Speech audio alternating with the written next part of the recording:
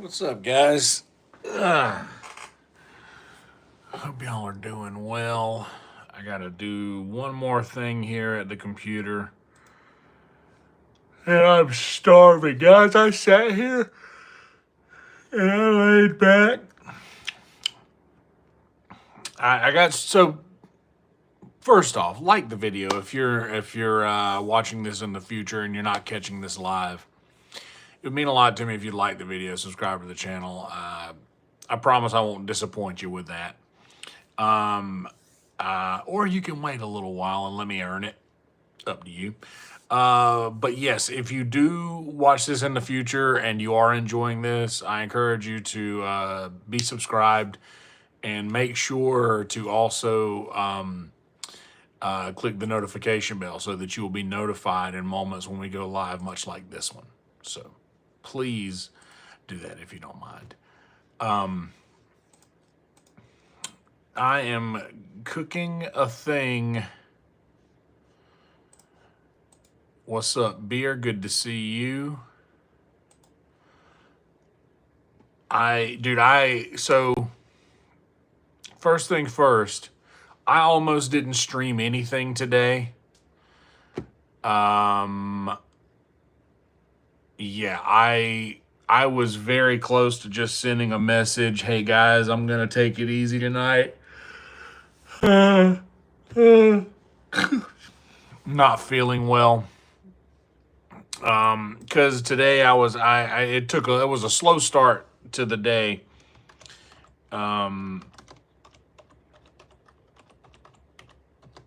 It was a very slow start actually to the day.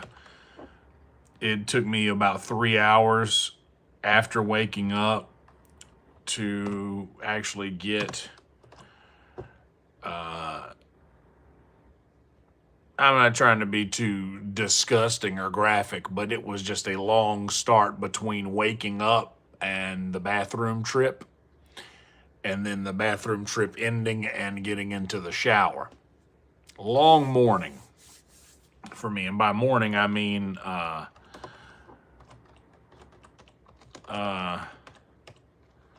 whatever time I woke up. Yeah, so I woke up at like 5:30, I think, p.m. I slept till like 5:30, give or take. Dude, I didn't get in the shower until like 8:30, 8:45. So that was a thing.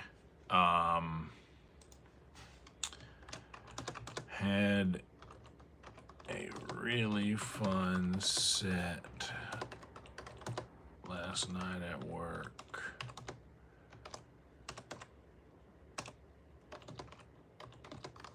And I filmed it. Bam. Yeah, no, it's not made for kids.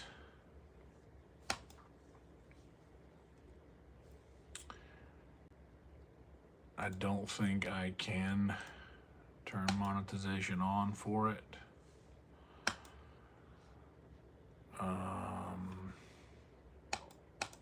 I'm uploading a members video first. Actually, I'm gonna let it check and see if it contains copyright content first before I turn it off.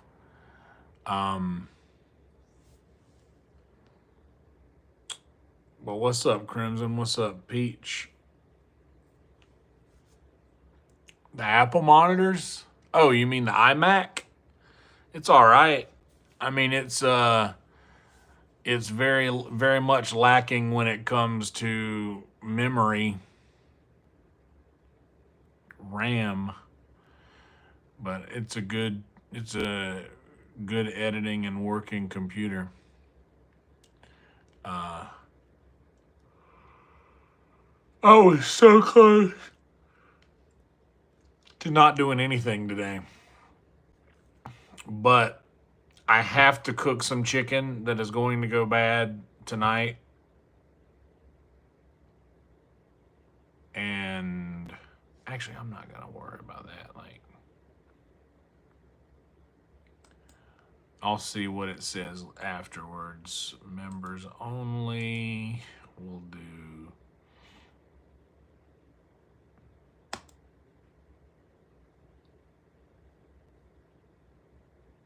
puddings and higher.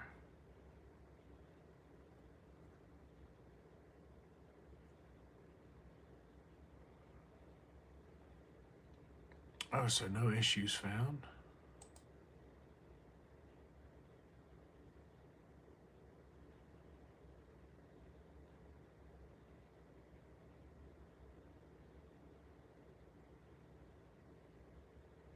Okay, well, let me turn it on then.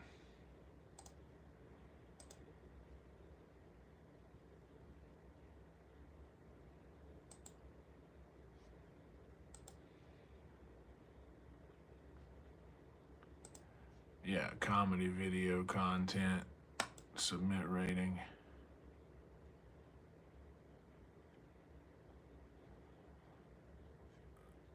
Next, then next. So no copyright issues found. So that's good. Now it's just checking for ad suitability, which will be fine. We'll leave that on, why not?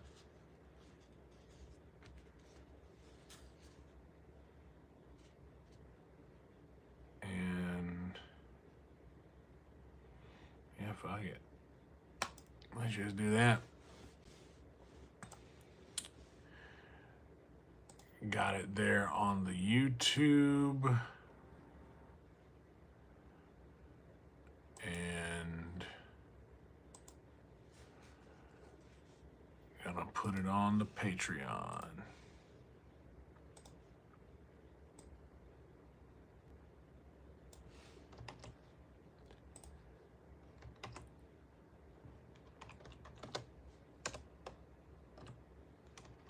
I tell you what I really wanted to do was spend money.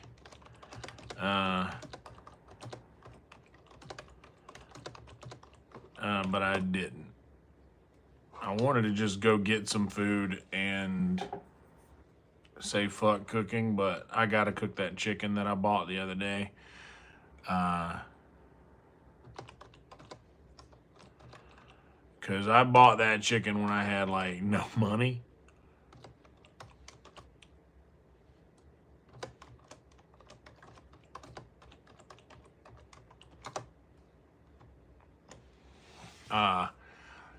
So I'm not going to not use my broke chicken. Yeah, I needed food the other day, and I had like an X amount of dollars, and I was like, well, I gotta go and see how much food I can get for this amount of money. And I think I got like a big pack of chicken thighs and a big pack of chicken leg quarters for like $10. Pretty good deal. Anyway, all right, I got that uploaded to YouTube. This is uploading to Patreon. So I can come back and check on this in a little bit. Let's, well, should we have a word from our sponsors maybe first? Yeah, let's do that.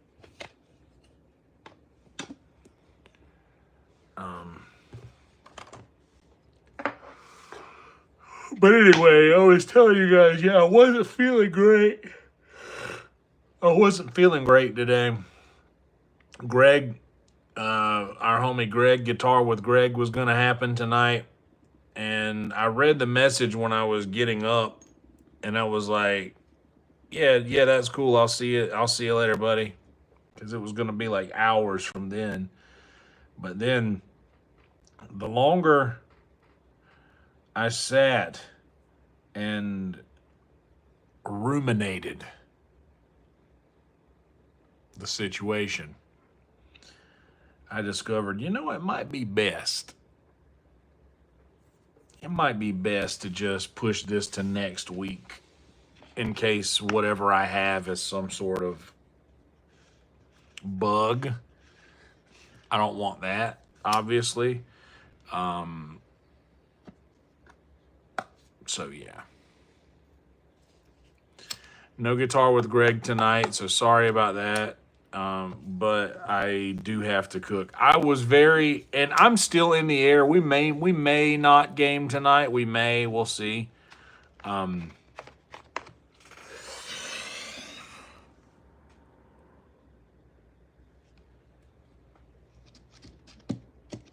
Okay. Publish now and finish processing in the background. That's perfect. That's actually exactly what I wanted.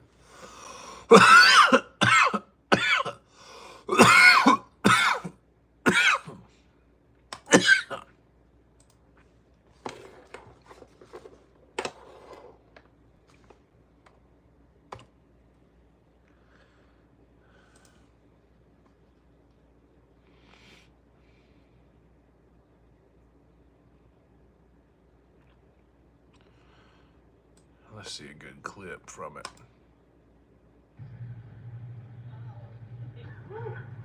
Take a second to suck that in. The only people more surprised than y'all is every Uber I've ever ordered in my life, bro. Think about that from their perspective. They see that. Ooh, Kelsey. Accept.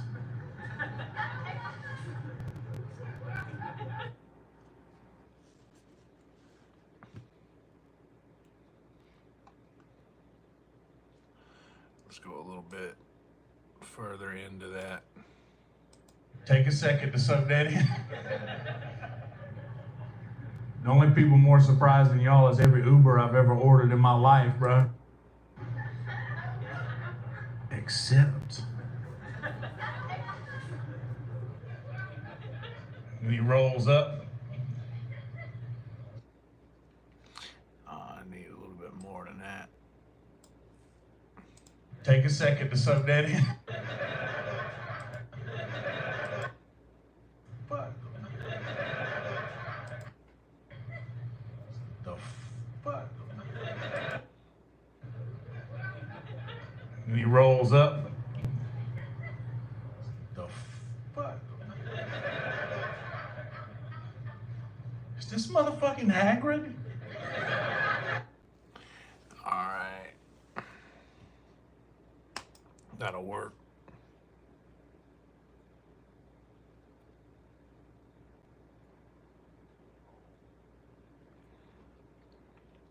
And we got it out on Patreon. I'm trying to do some I opened up all of this stuff. What time is it? 11 o'clock. I started with this whenever I got out of the shower around like 9:15. I sat down at the computer and I started this editing process from a video, a stand-up set that I recorded last night at like 9:15. And I sat here in my computer chair like I just leaned back and I was literally just in this position for until right before I went live with this. I started. I edited. It didn't take but a minute to do because all I had to do was snip the ends. There's nothing to edit in the middle. I'll do clips later from it. But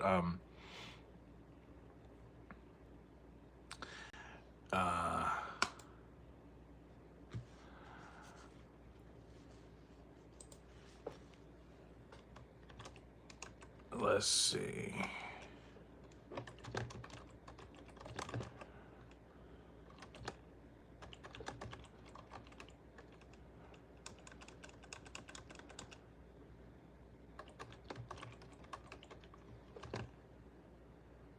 Bam.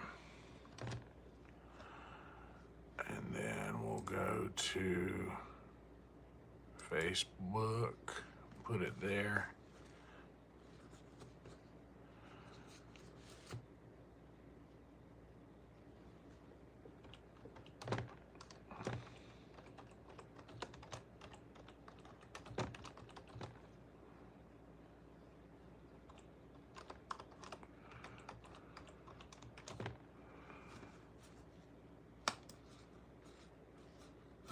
public, yeah.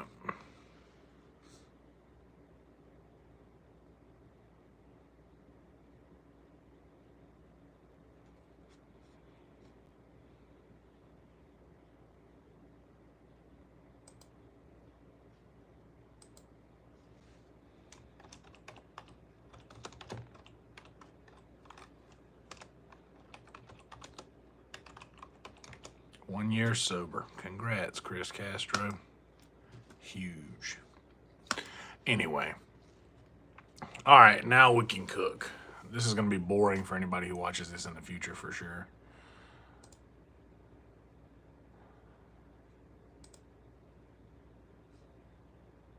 All right.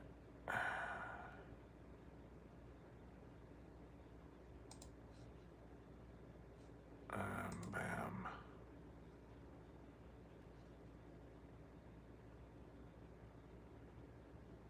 And as posted. Right, we're good. It's processed. I can close the tab. I'll leave the tab open. Why do I need to close it? That is good. All right, now I can go and do all this other stuff. I should have waited to post this video, but here's why I did this the way that I'm doing it. Wow, that lag is impressively non-existent. Here's why I'm doing it the way that I'm doing it. Is because I was very close to not streaming at all. And when I got to the point that I was at, where I was just about to not do it, I got the microphone clipped on and I'm not even, there we go. See what the audio change is up to, see what it,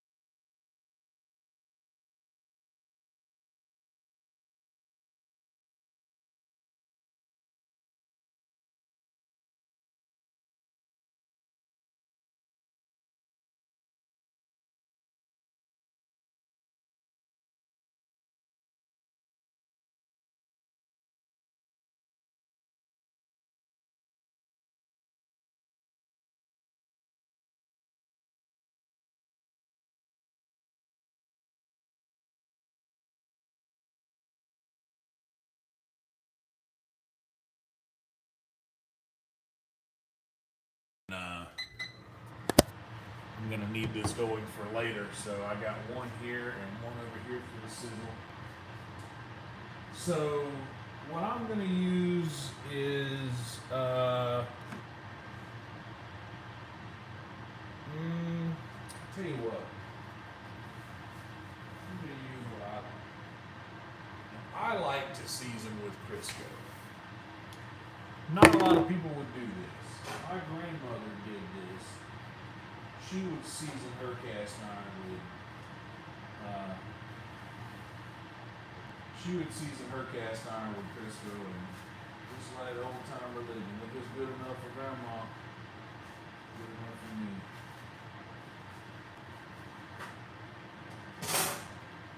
So I'm taking some paper towels here, and this cast iron was already cleaned. You guys see, this is like there's nothing in there. Like that is a smooth bottom. You can see the light reflecting off of. But this is a smooth bottom to a cast iron skillet. Give it one wipe through there, and then the other side of this paper towel. And I'm just going to go through here and get a nice little glob. Bring you guys over here.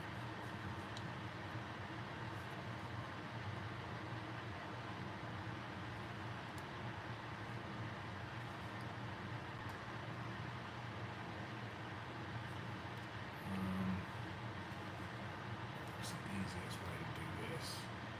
Let it just fall like that.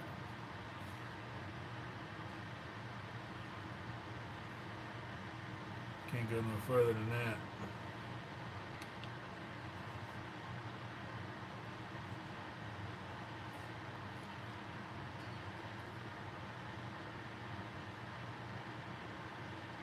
So yeah, big glob of Crisco down there.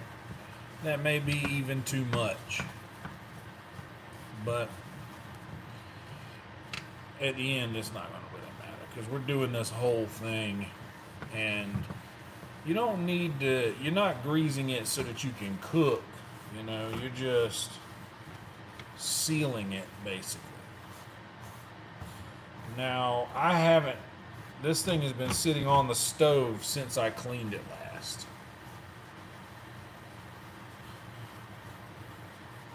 So I don't know if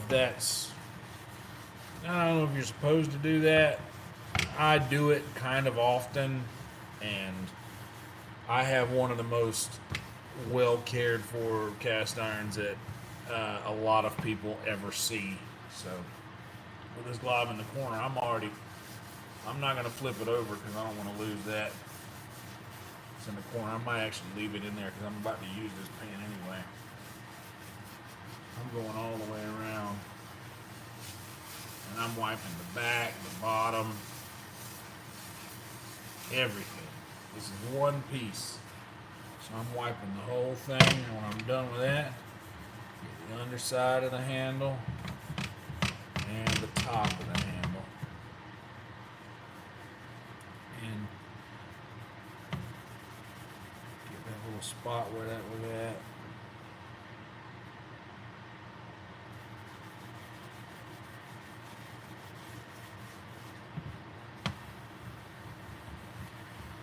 Go through with some of the excess around, but it's not going to matter much because I'm about to use the pan anyway. But you'll notice that your paper towel does get discolored when you do that. Like that's just what it looks like. That's what it's supposed to look like. It's not like, dude, that's dirty. You're cooking on that? Like, yes. I challenge you to go to any restaurant and wipe it with a white paper towel and see what color their flat top comes up as. Got the bottom.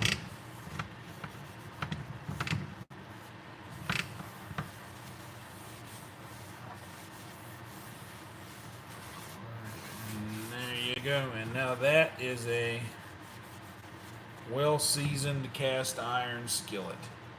Now look at how shiny. See that light reflecting? That's how you properly season a cast iron skillet. Now, let's cook. Going halfway. Already got just a little itty bitty tiny dollop of Crisco in there. I'm gonna need some butter. Caught it away.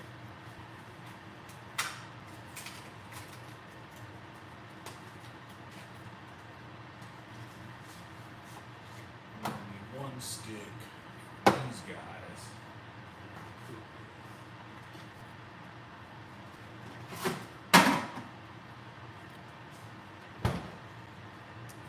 So what I was saying is like a lot of people will be, I've heard a lot of chefs and much better cooks than I give the advice, now you want this pan hot as hell. You want this pan as hot as it can get before you put your meat in there. And stuff like that. I don't like that.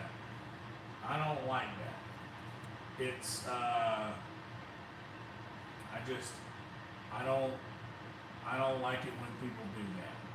It does, it like the other day we had that going in here and,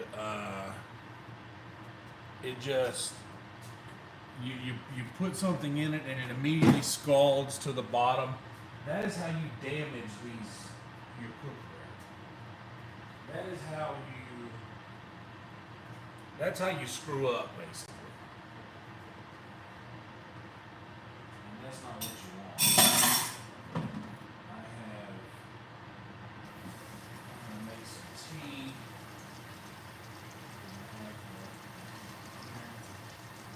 I got a bunch of dishes that I gotta put away because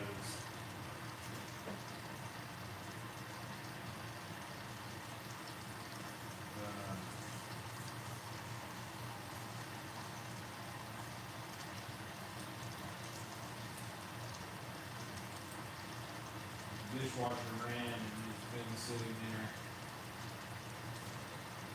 I'm yet to put the dishes away.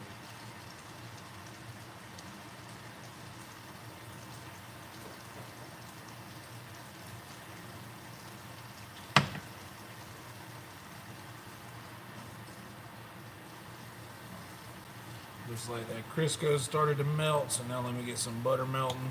And you know what? I'm actually ahead of schedule here because I haven't even started. This tea can wait. We'll do that later. I got something more pressing to do here.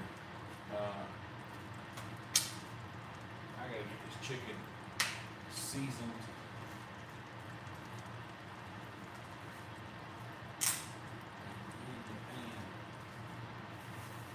We're doing a bone-in, skin-on cut today. We usually do not do that.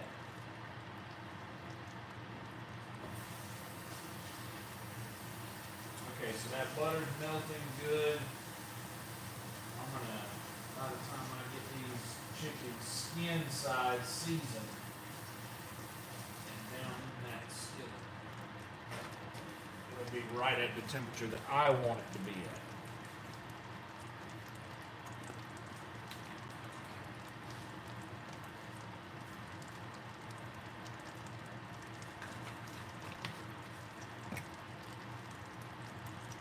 Where's what I'm looking for?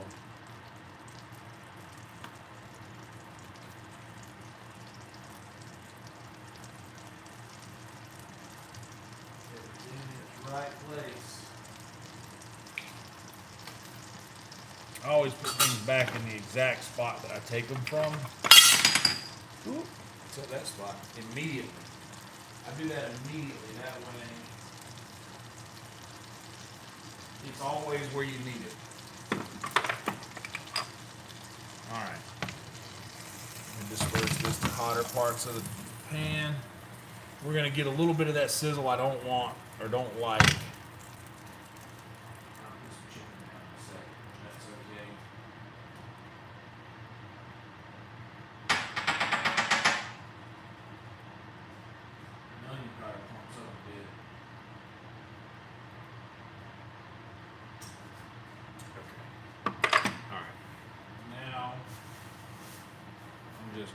take this biggest piece right here, and I'm gonna go skin down right on that hot part. Hear that sizzle?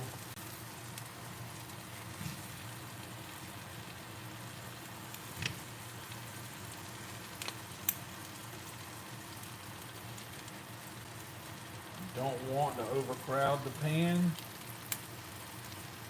but I do want to cook as much chicken as I can. This little guy in here on this side, and that'll be enough.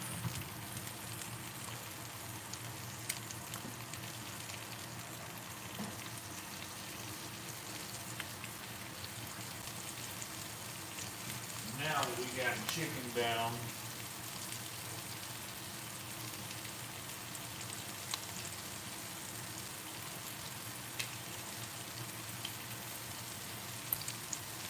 get back to what I was already doing.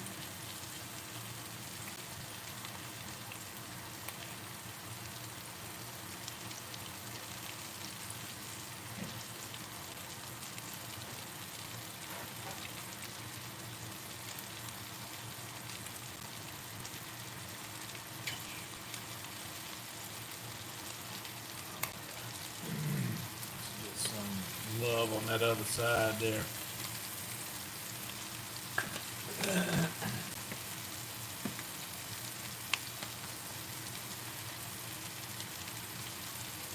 Yes, so that's kind of what I'm going to make these about, because here's the thing. I cook a lot of the same dish all the time. So how do you make something interesting? Well, here's how I'm going to do that. It's not about what I'm cooking, but about how I'm cooking it that is going to set any channel, I guess, apart, or any cook apart from any other cook.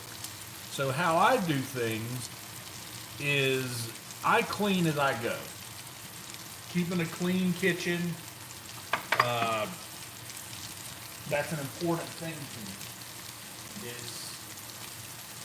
It's the smartest way to cook, and you really end up shooting yourself in the foot if you wait until you're done cooking and then you have a mountain of dishes. Like, that's everybody's least favorite part of cooking, is that you have a mountain of dishes and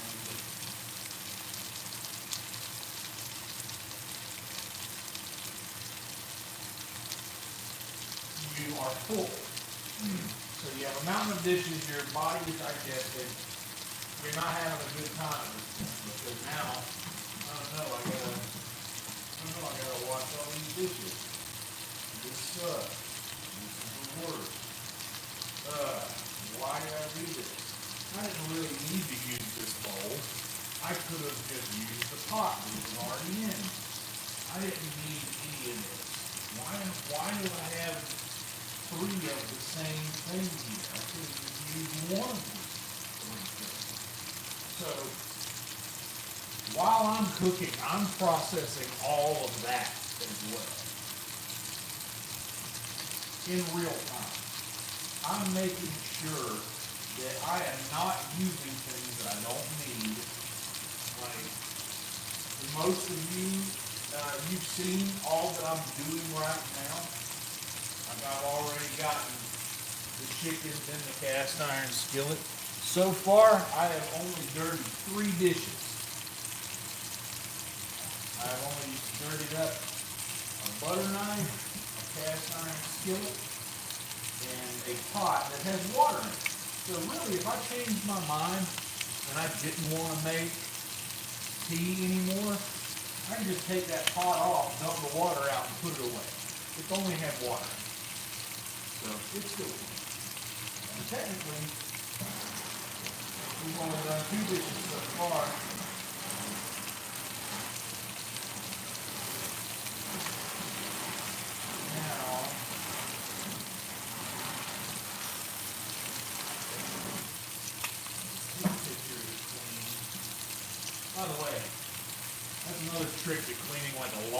vessel with a small opening. Just turn it upside down and put the sprayer in it. Just hold it upside down. The sprayer will hit the bottom of the thing. All the water comes out like gravity.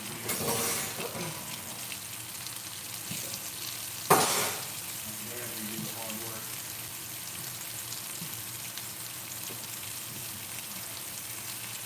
This is cold. The chickens are going to be doing their thing for a minute. I'm going to... Oh, God. Who puts aluminum foil in that way?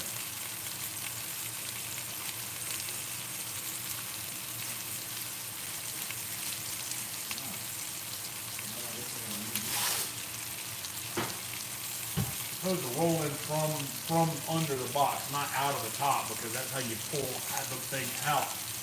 It's supposed to roll in on a spool way, not like. I digress. I'm gonna wrap this guy up.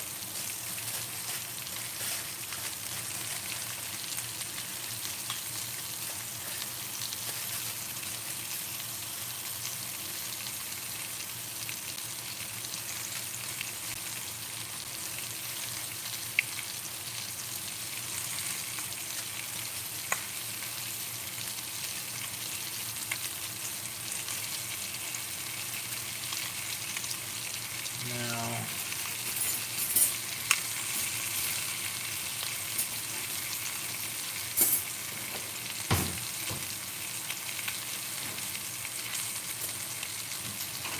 fork out right. And for the most part, I use this, and that's it. I use this fork.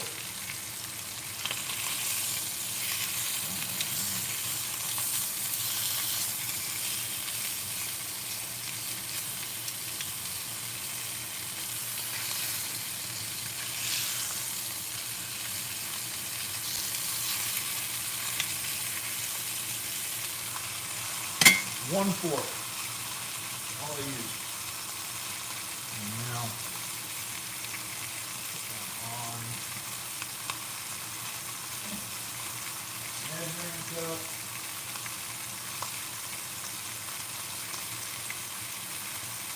A lot of these things I will use and clean, and by the time it takes me to clean this and put it away, it's almost as if it was never even done. That's what I like to do. Make it as if you weren't there. Make it as if you weren't there at all. And in some cases, better than it was before.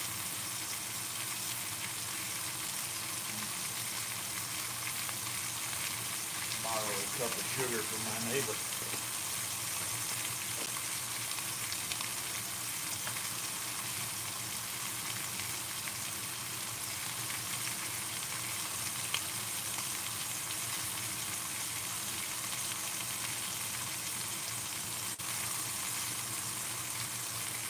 Sugar down for the tea.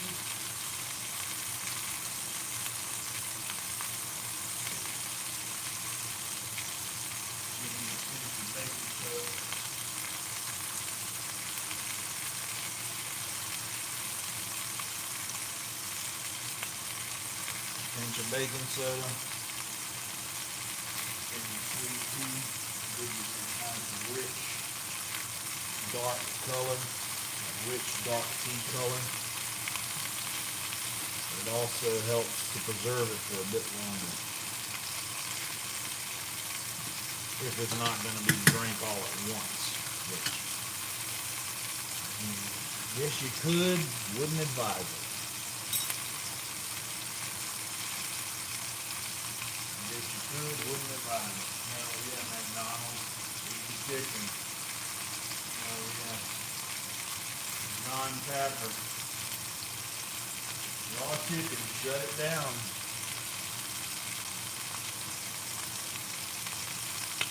John Catholic. We gotta go through the refrigerator and toss a bunch of shit.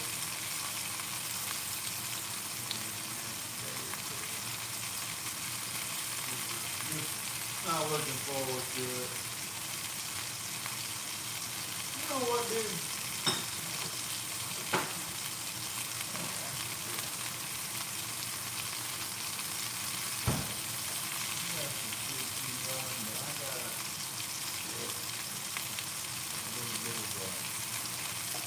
Wild cherry Pepsi that's been in the refrigerator for a few days and it's going to go flat as hell.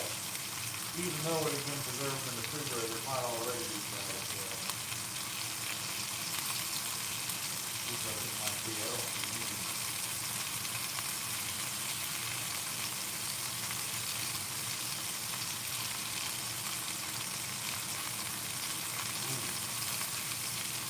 Still got that sharpness to it.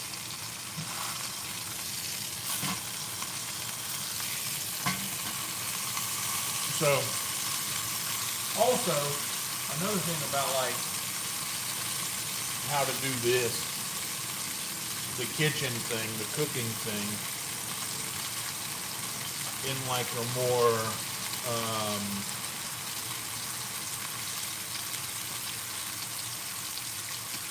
what's the word I'm really looking for here?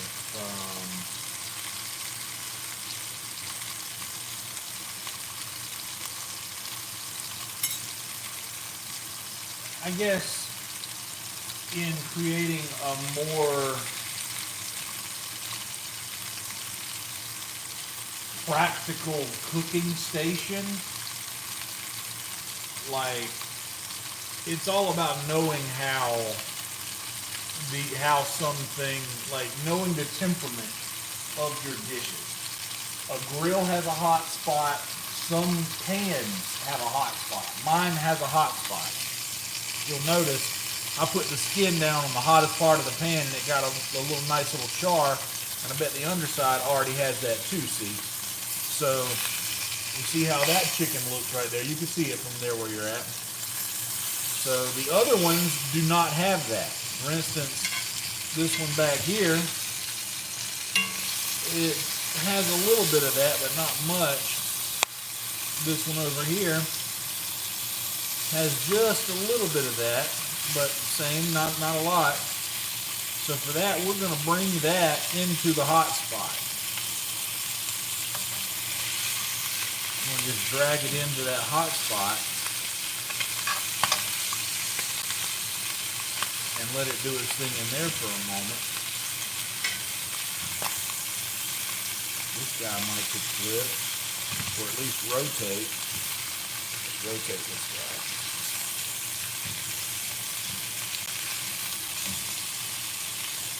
Now this is something that's kind of new to me.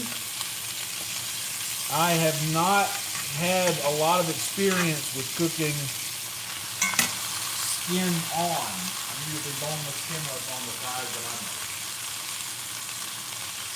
So I think I may not do this exactly the right way.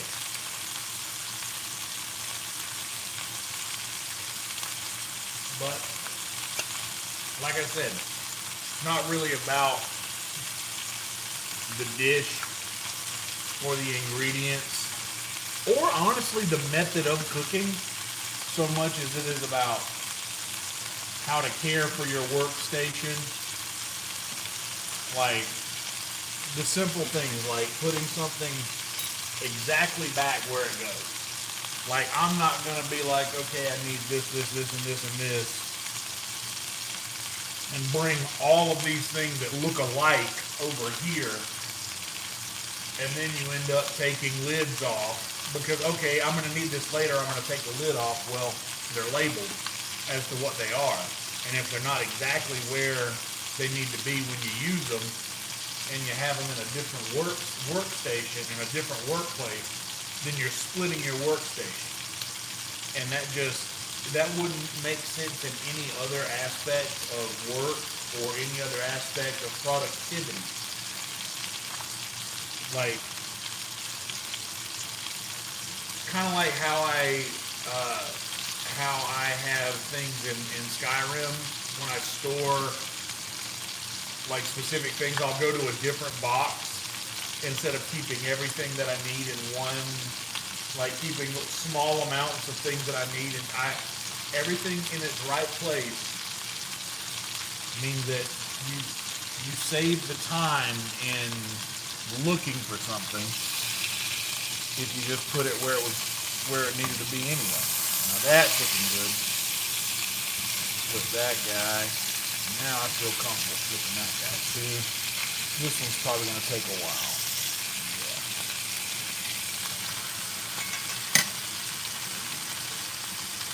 Alright, we got bubbles in the tea water.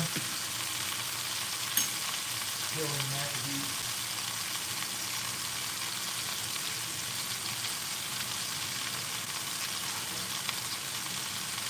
Being used right now. 2 utensils. 3 utensils. 2 pans, and I guess if you want to count the measuring cups,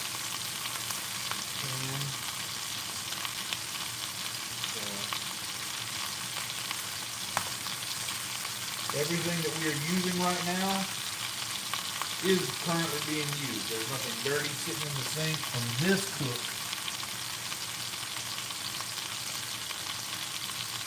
that we need to wash. There's some things in there from other things that maybe like a couple of utensils just because I hadn't emptied the dishwasher yet, but I've kind of put in a cup.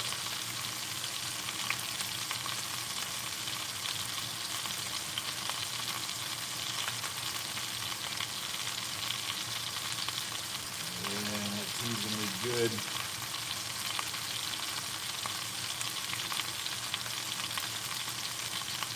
We love to see that. And I want to get them under this.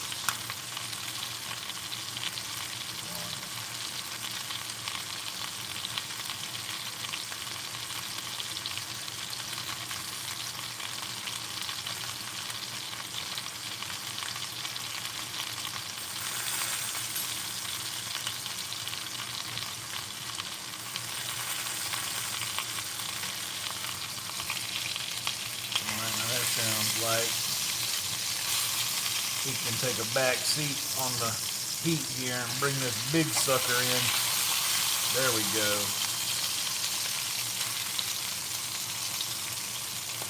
Perfect. I don't know the visual signs of. I don't know the visual signs as well as the boneless, skinless ones, but these are looking like they're pretty good. I'm gonna have to. These are much thicker than the ones I usually cook, so I'm gonna have to employ the use of the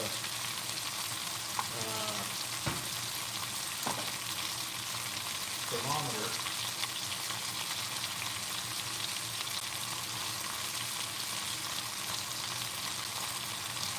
Just to see what we look like. I want to see what this looks like.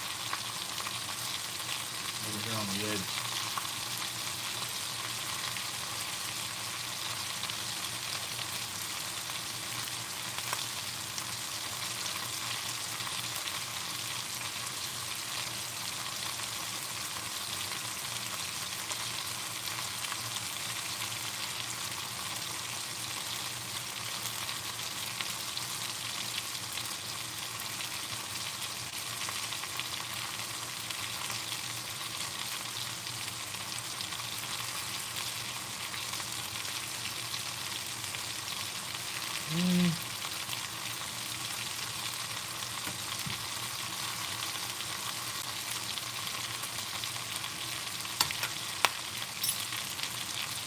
Yeah.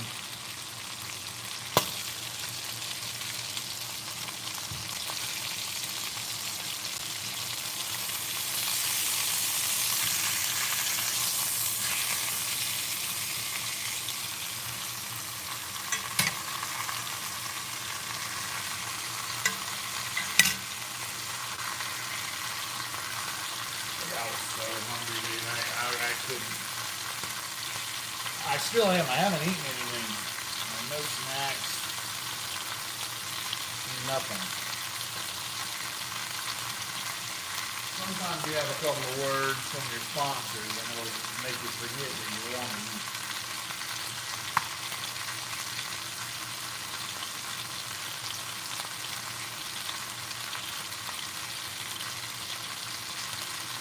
But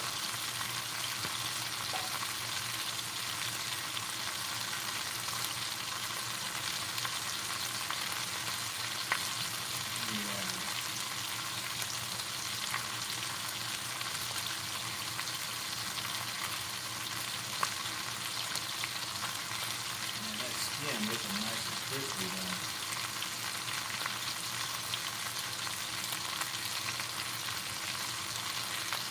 Alright. I'm going to take this tea and I'll just move it back here because I need to get another dish involved here.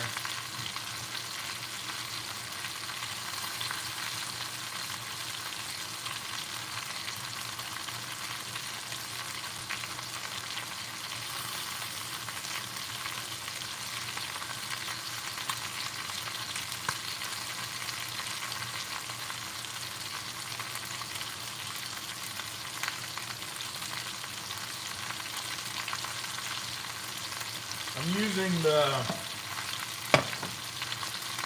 different brand of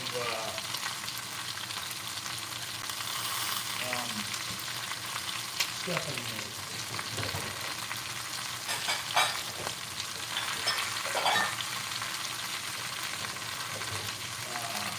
The New Country Fair instead of the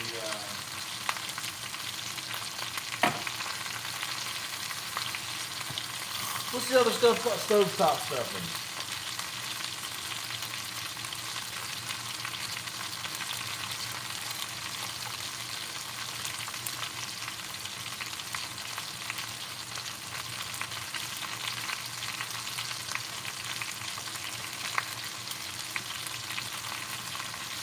One and a half cups of water.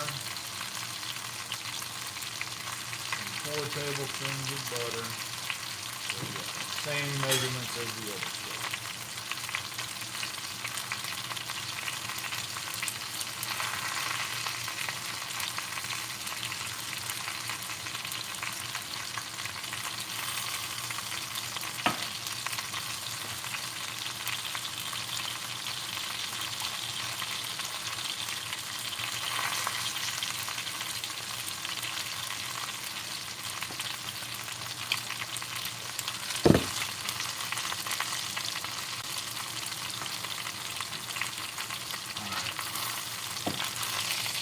This guy is doing his thing.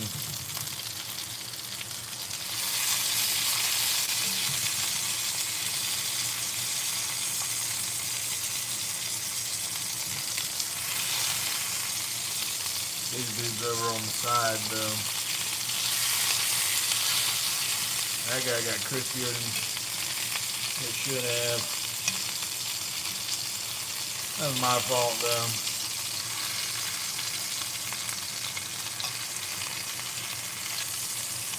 Actually, maybe not, dude. I might end up liking that a lot.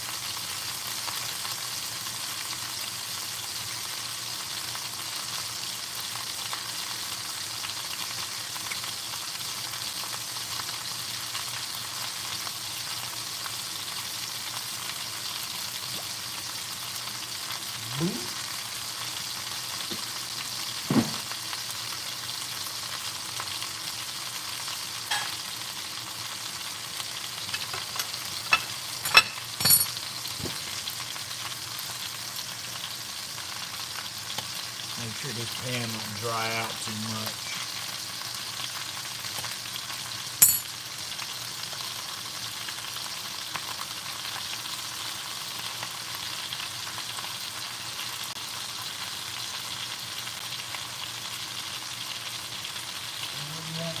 Guys, like the video, subscribe to the channel if you haven't yet.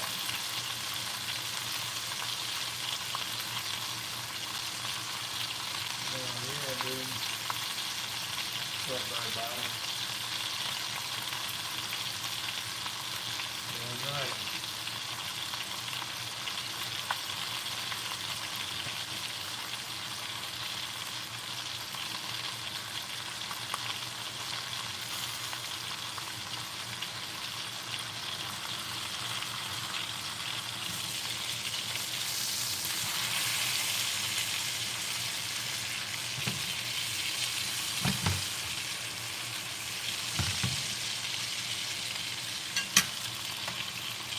Now let's see what kind of temp we're working in on this guy.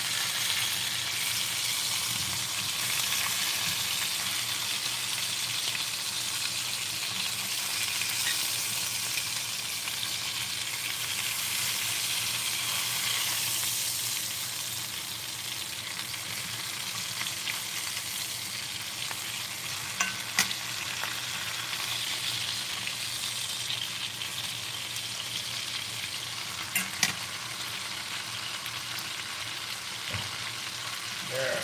These are a little bit tougher to cook. The boneless, skinless ones are just, I cook them so often I know what to expect, and I can just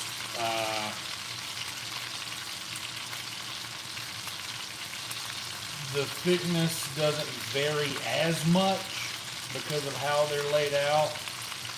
Because these are just, some of these are massive and one of them is like really small, so it's kind of,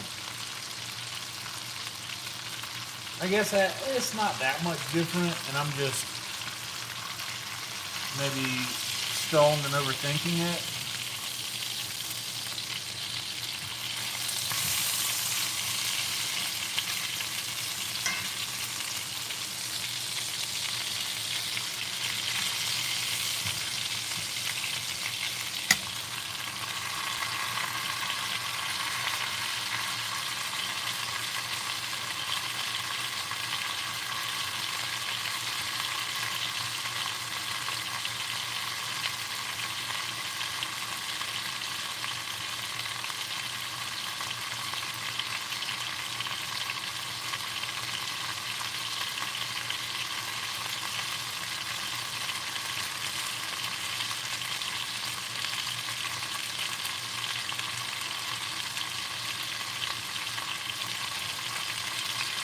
This guy will be ready in a minute.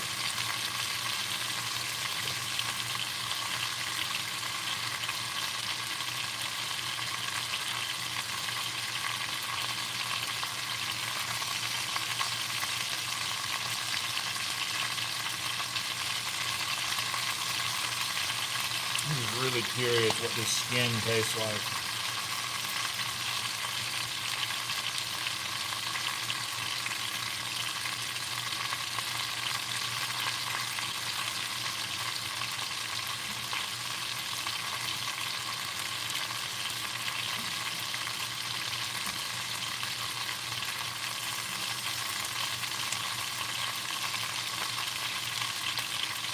Skin is a nice new texture.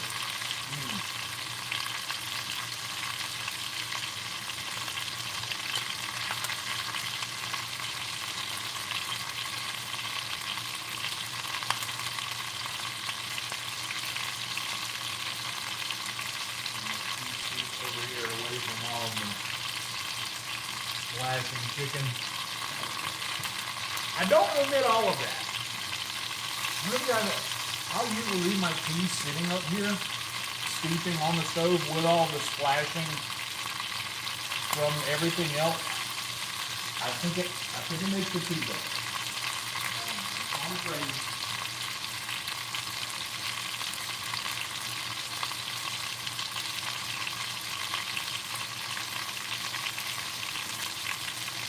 I think that it adds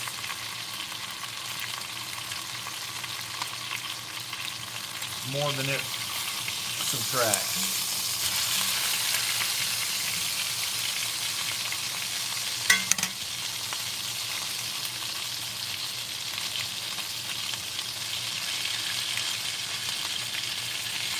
This guy should be close to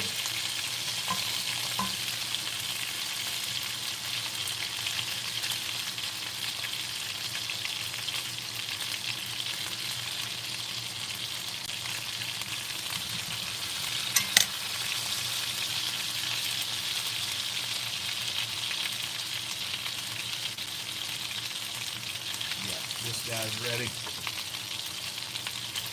And this guy's got to be ready. Gotta be. And this guy.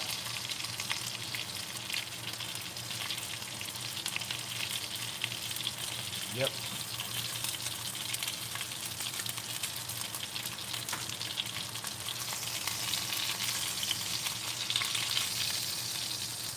And that guy.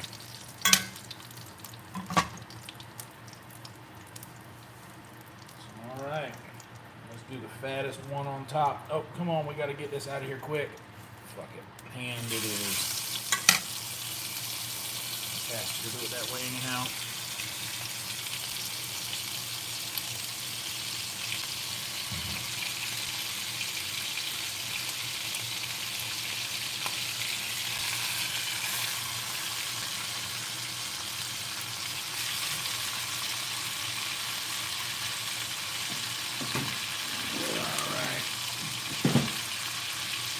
What a rush.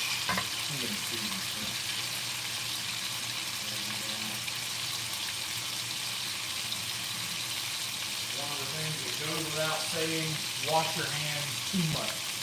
Every time you touch something weird or you're about to touch something weird, wash your hands. Wash everything. They're all dishes that you use to prepare food. Wash them.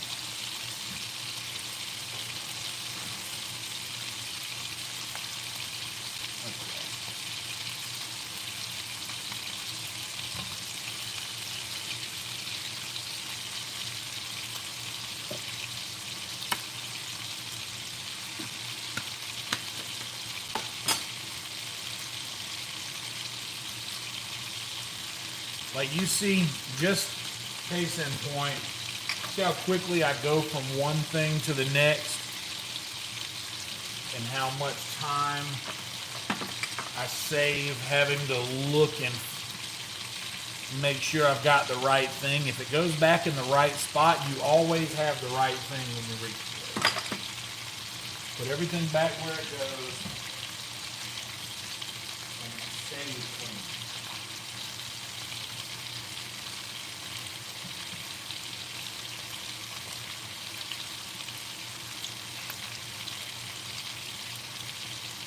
Measuring up. Anytime you're doing something like this, your hands are kind of tied for a moment. Can't really do much. Look around.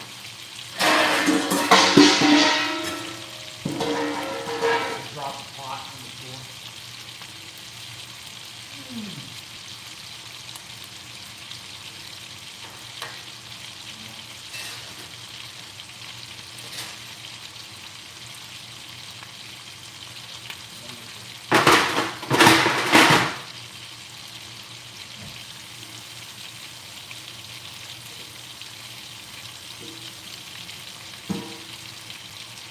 So much for having dry dishes to put away.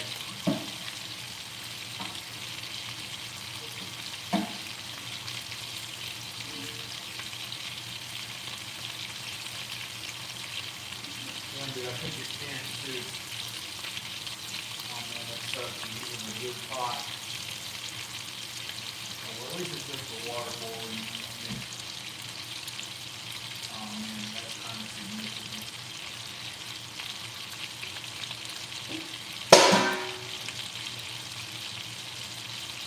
No, dude, this thing's ruined. But you hear that? That's not what you want. You see that? Like it's. Sorry, I know it's so loud. You see the bubble there? This is ruined now. Oh well.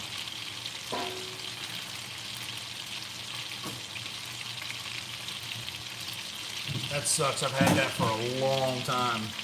I talk about all the stainless steel pans. If you take care of them, they'll last you forever. Well, that guy's forever has run its course.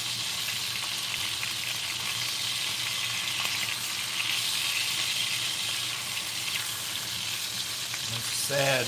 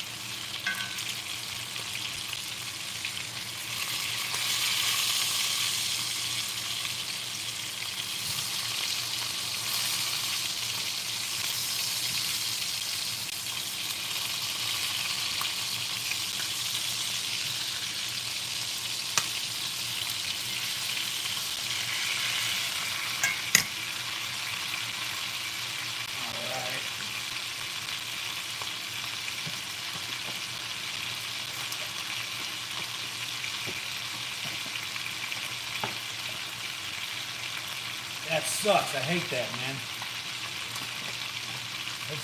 It's my fault.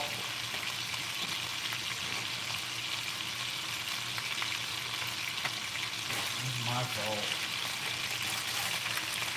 Could have put the dishes away already that were out.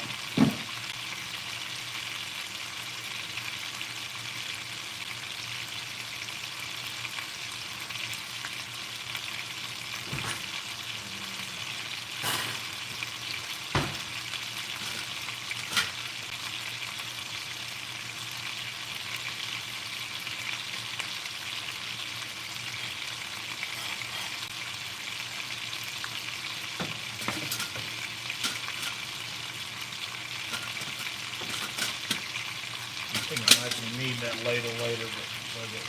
I'll go back where it belongs for now.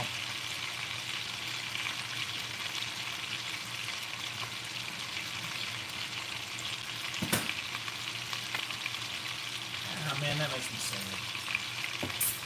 I've had that pot for a long time. I brag on it often.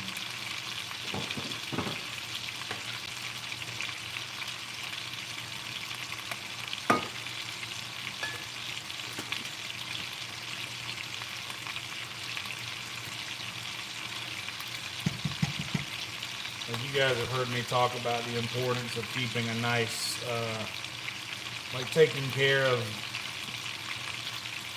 good dishes, and it'll last you a long time. I think lasts a long time. Just hanging the,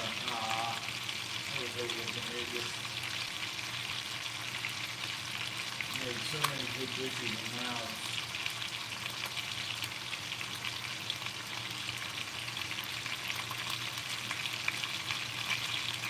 it's lopsided to how it fell.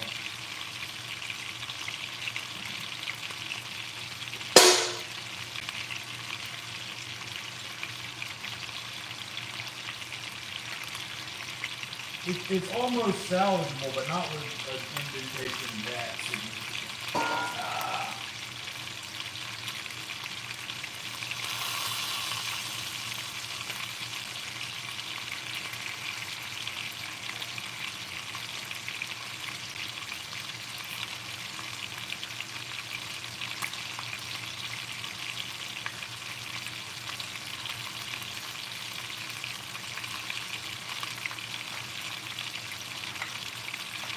Sad day in the yonder kitchen.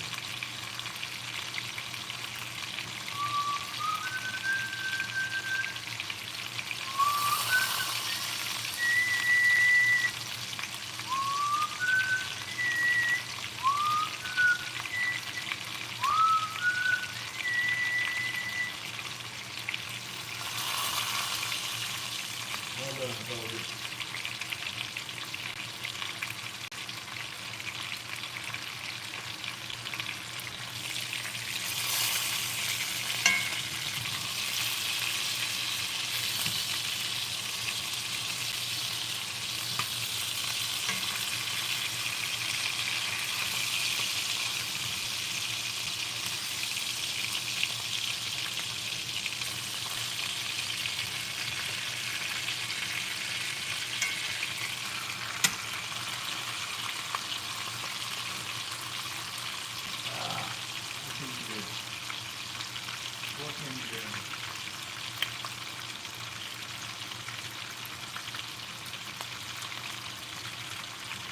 You're a kitchenware plant?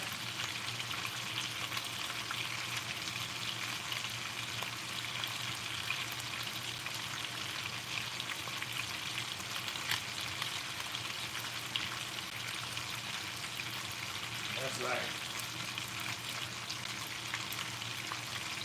No, here's the thing, like you can see, like look at the bottom of it. Like you see where it fell right here.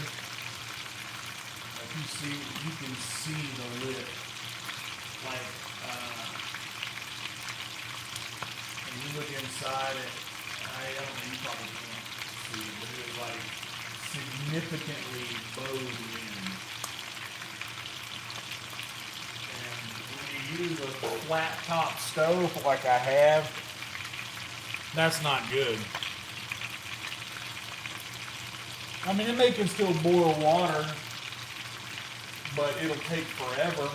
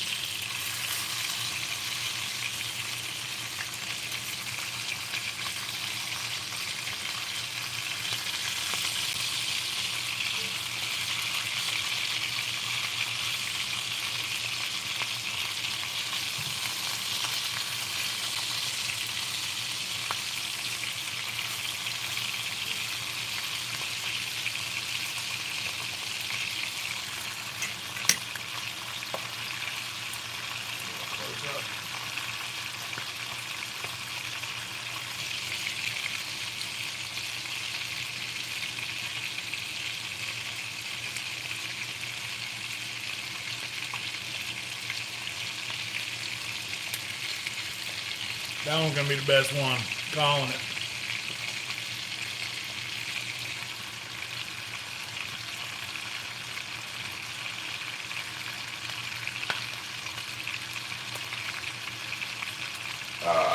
Whoops.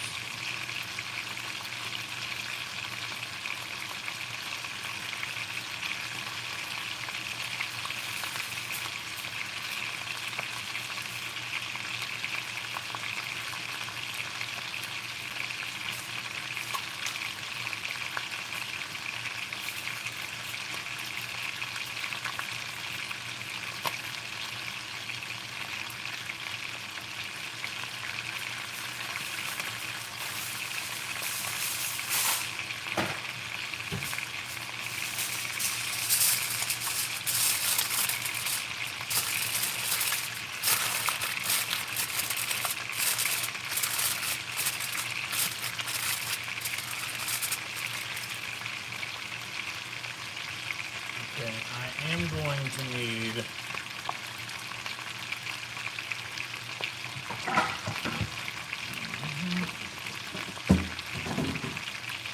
this here grandma dish.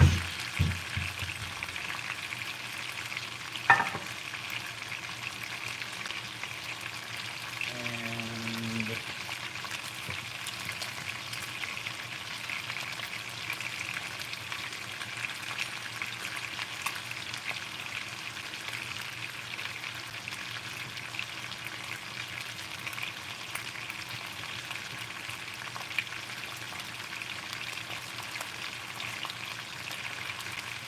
I'm just gonna come right out and butter it.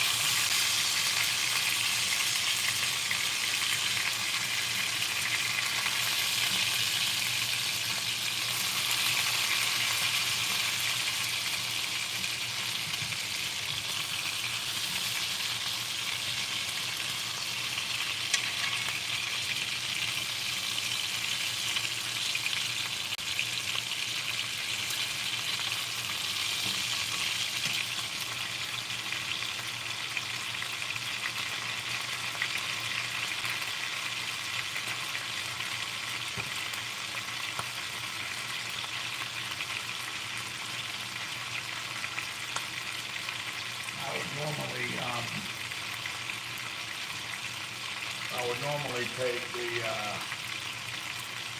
some of these chickens and pull them apart and mix that up in with the stovetop stuffing, but I'm not going to do that today.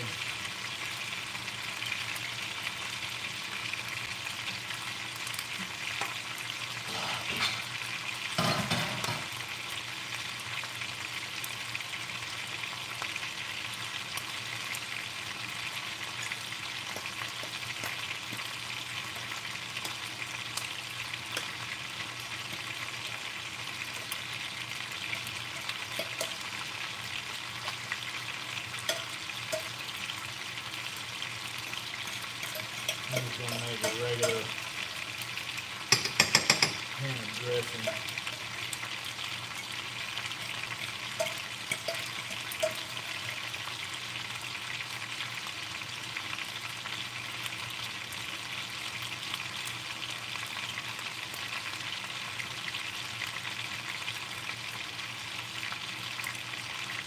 Spread it out. Actually, I don't know an easier way to do this.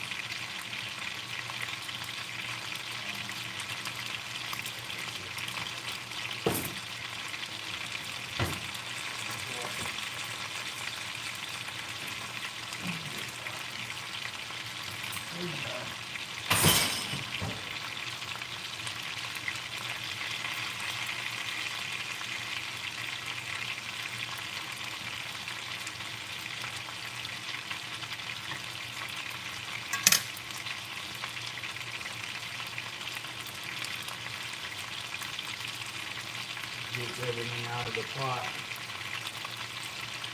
easier,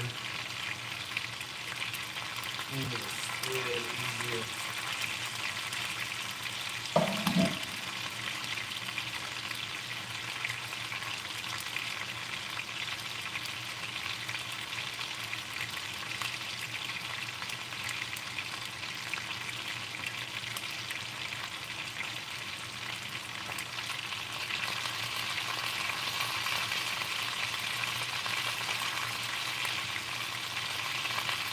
Get it spread out as evenly as possible.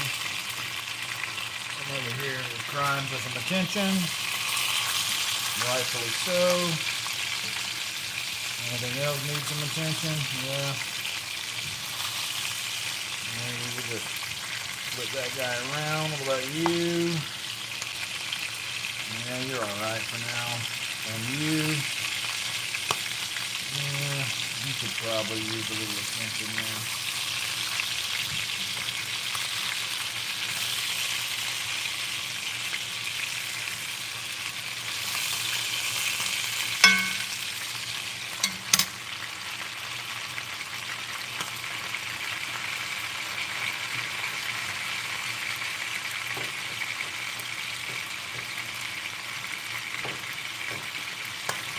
Basically, I'm just making this, I'm flattening it out and it's going to be smooth on top, which I don't want because I want more surface for a crunch and a crisp to come into this thing. So, get it spread out into an even layer, roughly. This, then I'm going to take the fork and come through here and pat some ridges in.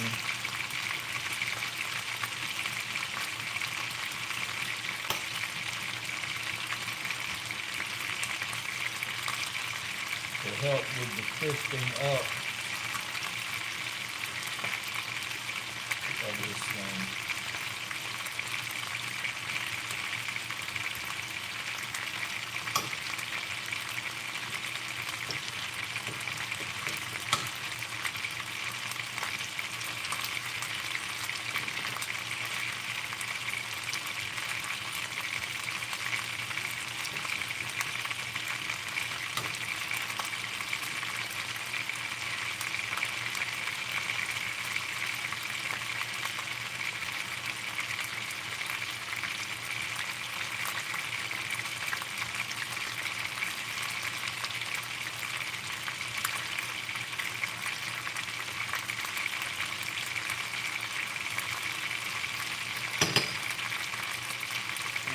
gonna let this guy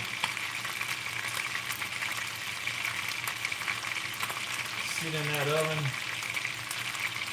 for what some might consider too long. Because I want crispiness out of it.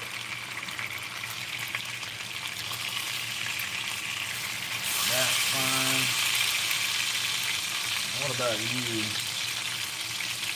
You need some help? You might need some help.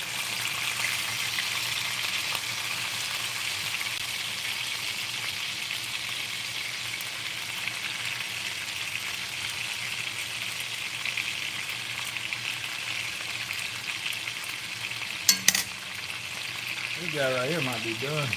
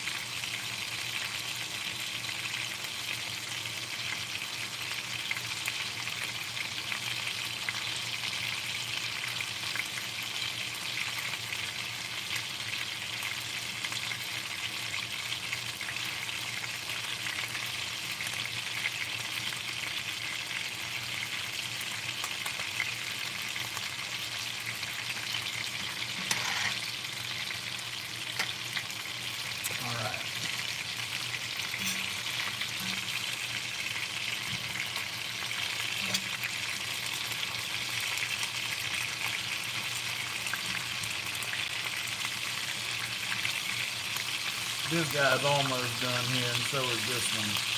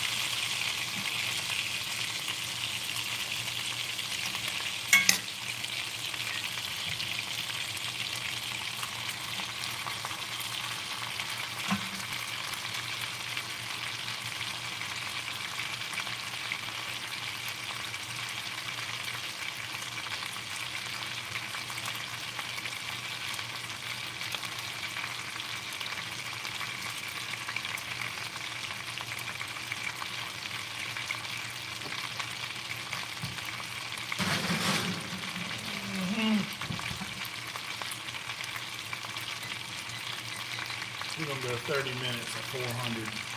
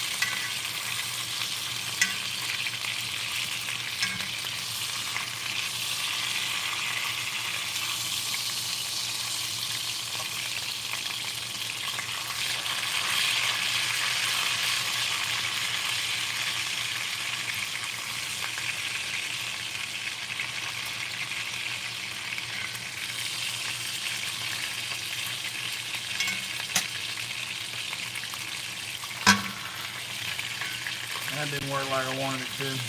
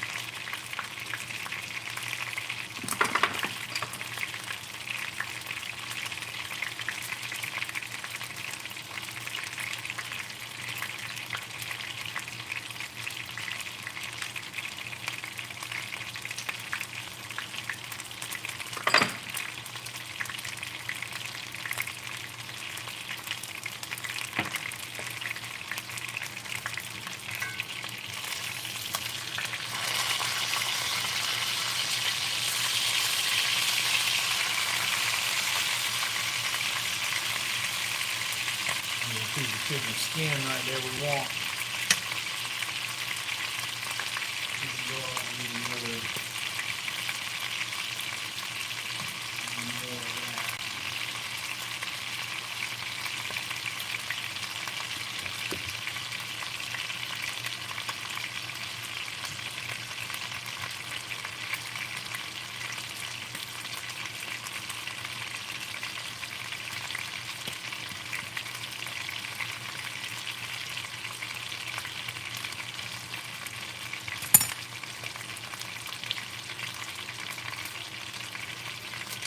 These are well over temperature now, should be.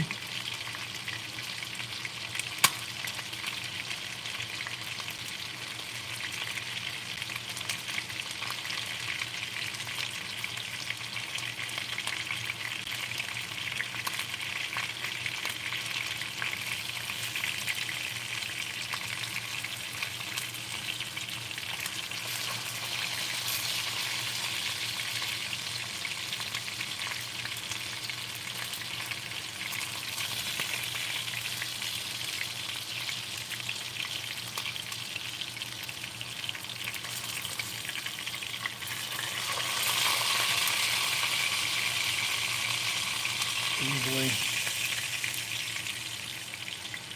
All right.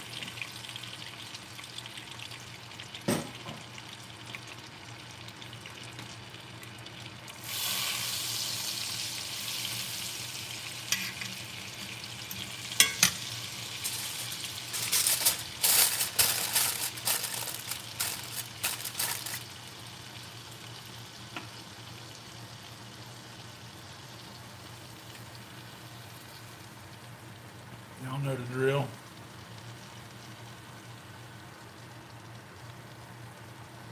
I'm using all the flour this time because I put a little extra butter in at the end for some added moisture.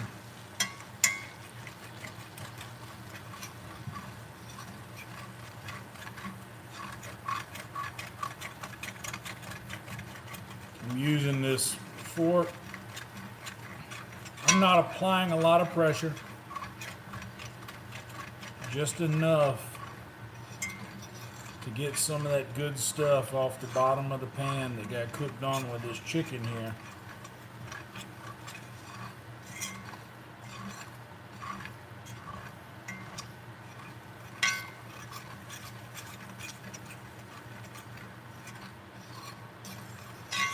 Whatever we don't get off now, we will get to later, so don't worry about that.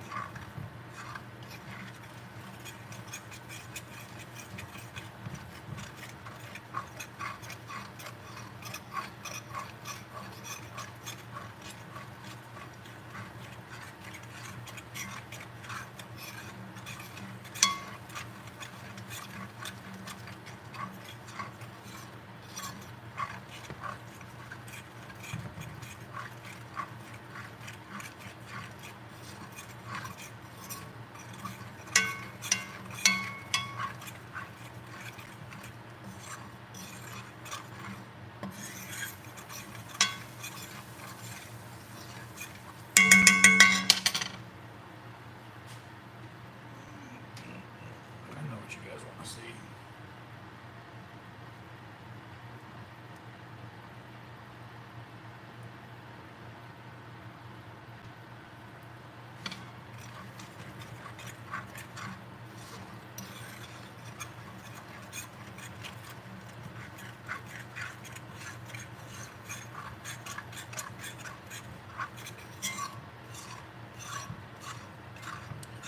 Y'all know the drill. We cook until there is no longer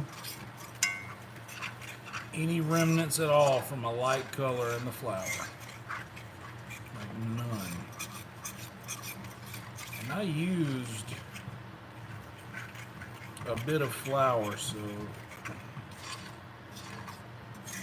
it's still a little runny. I might want to go a little bit more flour.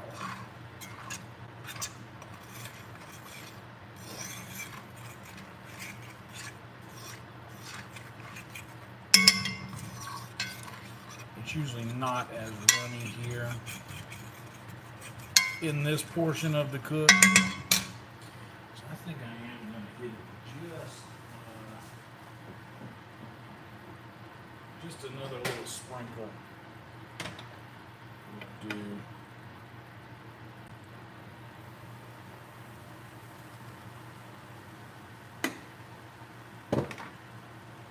Right.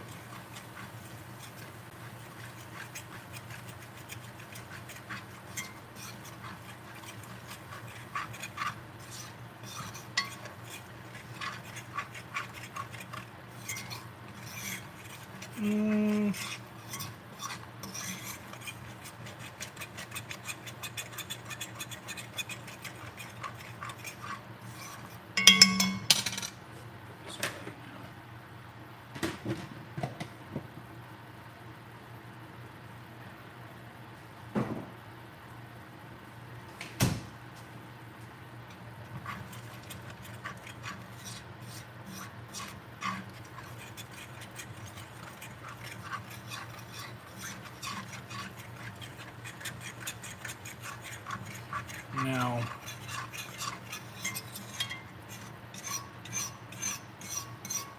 once I add in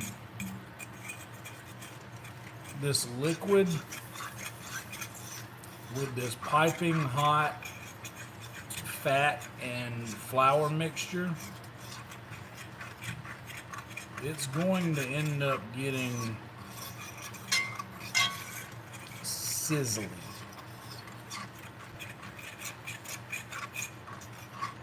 I am happy now.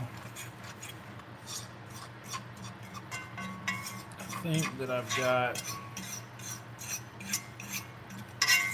and I want to repeat, I don't want to see like any light colored anything when I look down here. Even the foam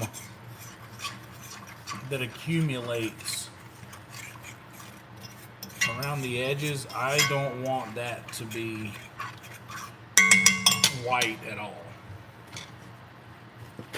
Alright. Now, adding liquid to something like that is tricky. So just know that going in. Okay, it's really starting to paste up, so that's kind of what I wanted. Alright, here we go. Y'all watch out.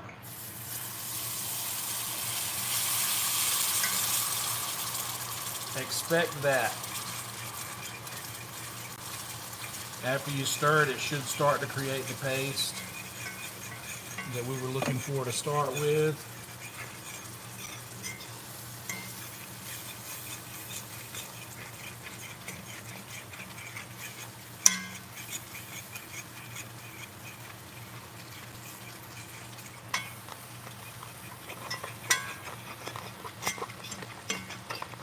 So just expect that, but once it's done, it's done.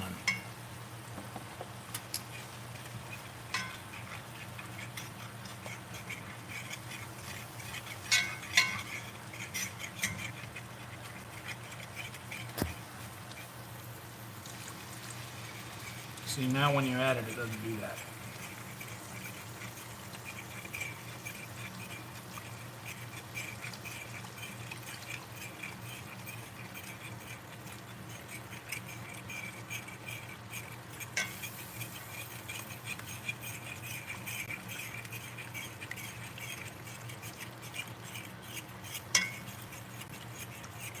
And adding to the one main dish style of cooking, like I don't mean dish as in like your menu item. I mean like your dish as in the dish you cook with.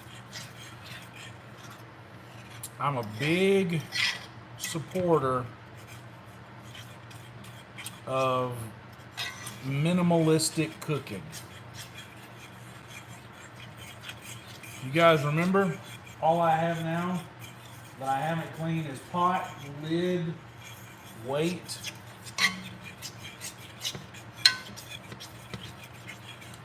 and pretty much everything else I'm going to be using. So this right now is too thick, so we want more of the liquid. We'll stop about right there for now. This is listening to your dish. This is after you stir it. If you feel resistance, you're not where you want to be. For my gravy, you want it to reach a runny consistency prior to getting to final form. You guys see all those nice flecks of fond in there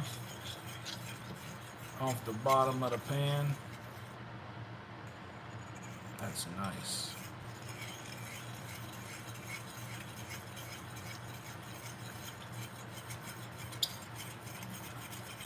That makes this gravy have character more so than just,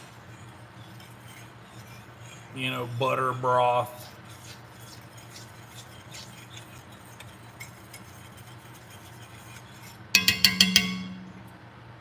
Don't do what I'm doing. Keep stirring.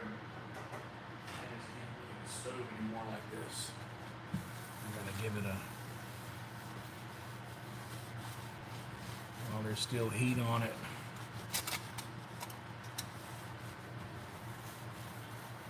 Just gonna give it a good once over.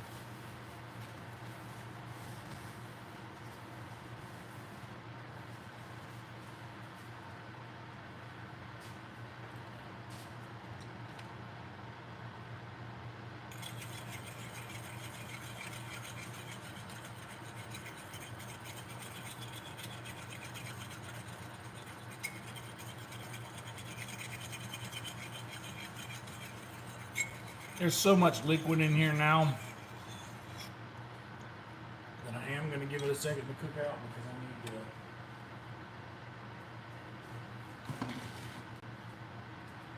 get some tea in this picture here. How do we do our tea, guys? Y'all know the ritual.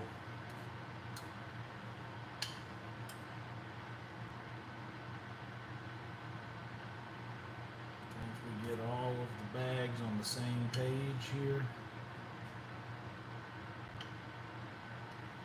we repeat the mantra. Oh no, I need water in here first. That's not the mantra. It was just a thought.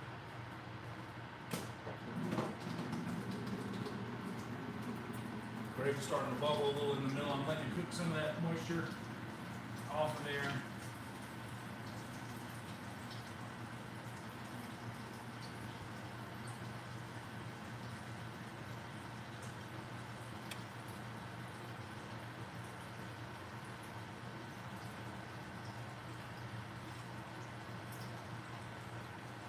See what it's doing. Don't worry. I got my eye on it. A little at a time. That thing takes a long ass time to.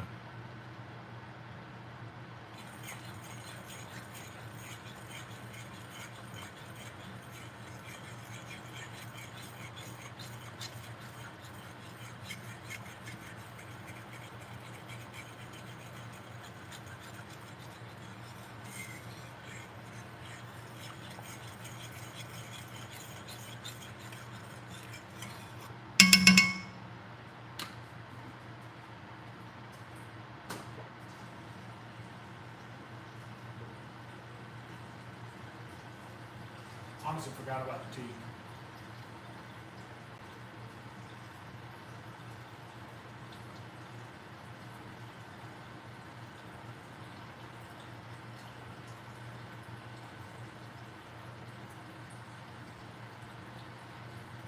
Bubbling up again.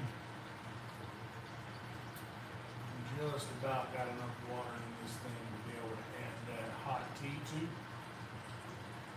I like to have a little bit of cold water in the thing.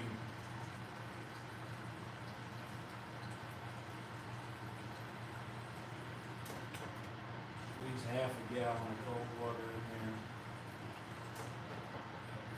For now. Due to time constraints, we're moving ahead in the action.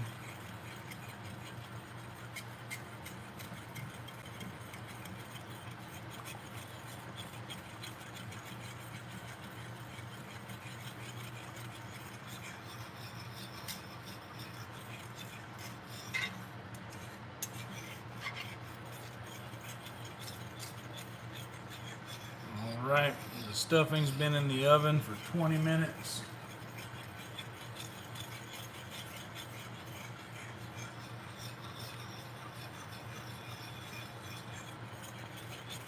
$400.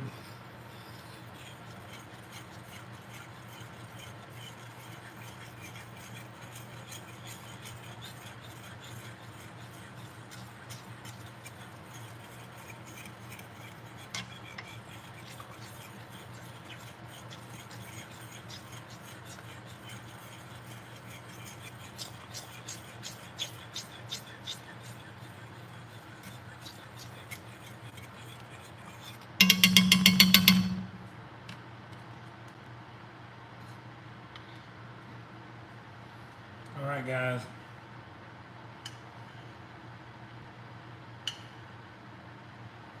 Repeat the mantra. No miss.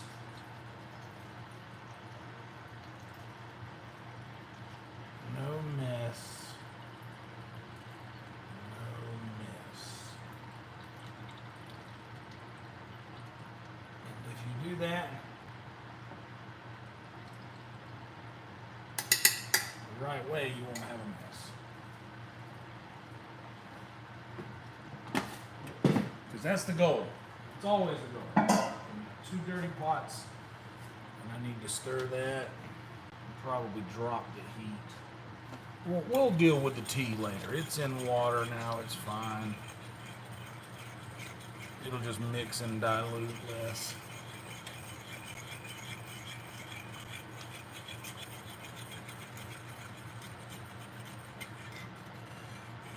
Okay, I'm getting some thick pockets over here in the corners.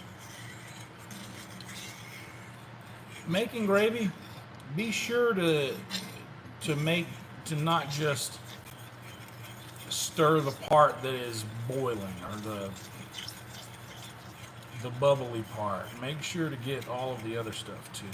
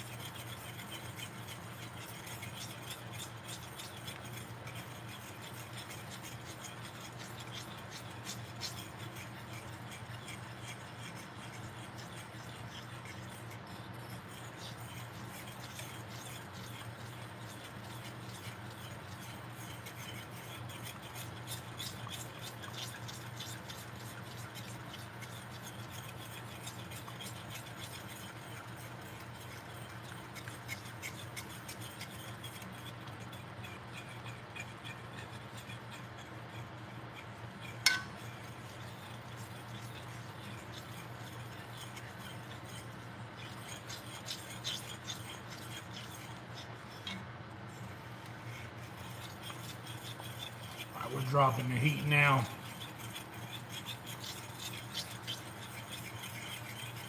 From medium, we're dropping it from 5 to 2.5. On a scale of 0 to 10, we went from half heat to 1/4 heat.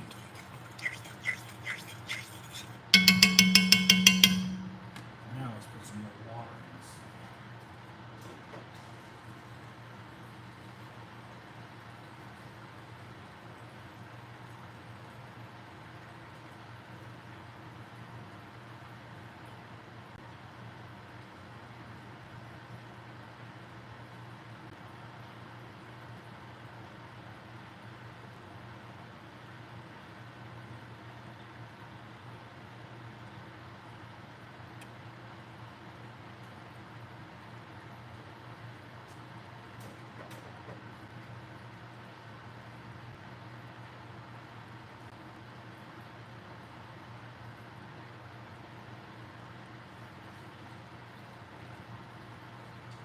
And 4 liters of delicious sweet tea.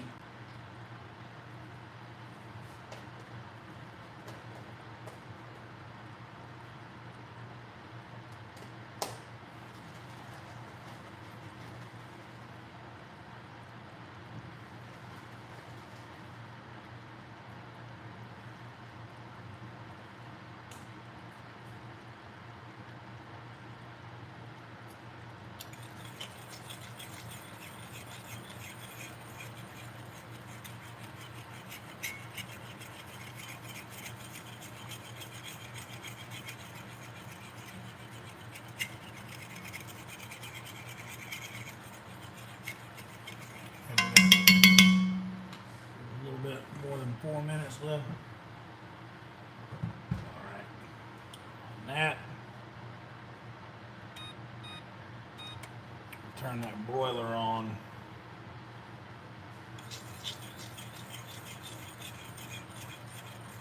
For the last 4 minutes.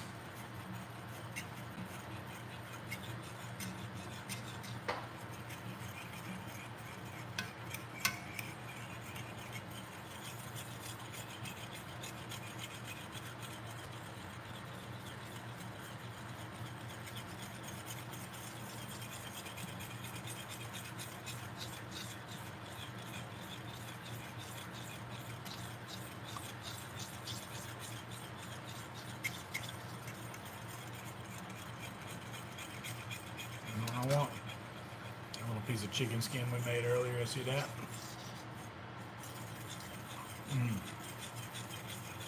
You hear that?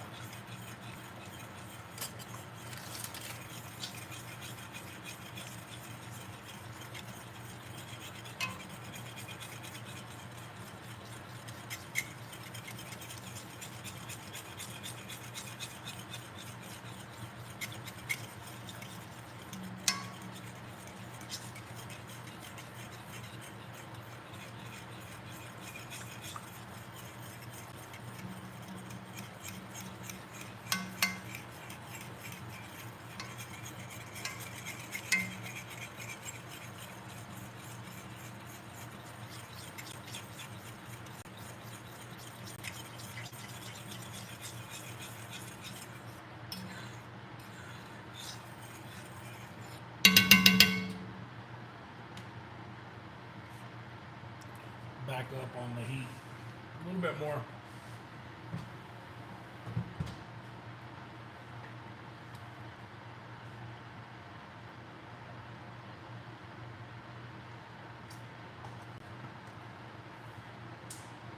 Oh shit. I fucked up. I was supposed to cover that. Shit, and it's been in there for 30 minutes. Uncovered. Damn. Well, that's a costly mistake. I fucked up.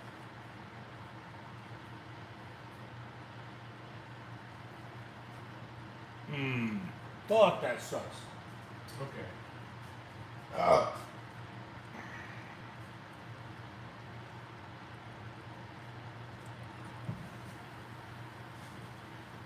Let me have a little first things first look at this.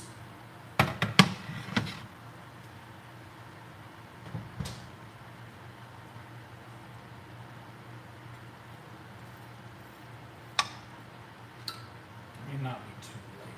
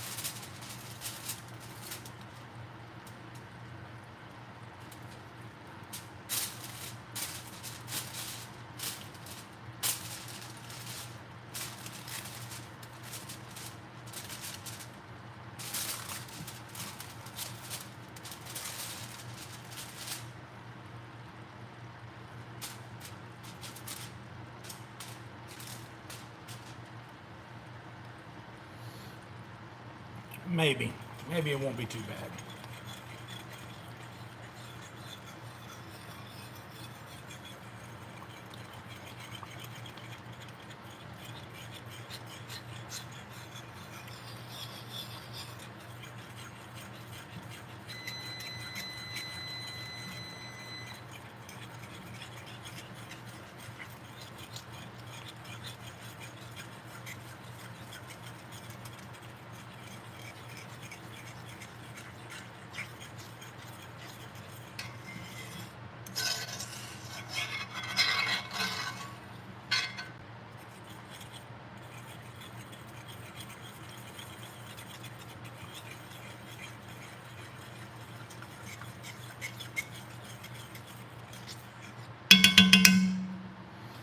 Streaming for a minute. I should probably get some power.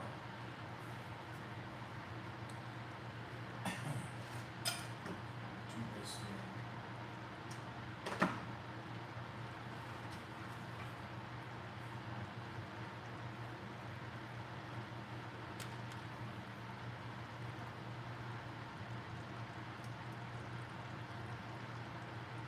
There we go.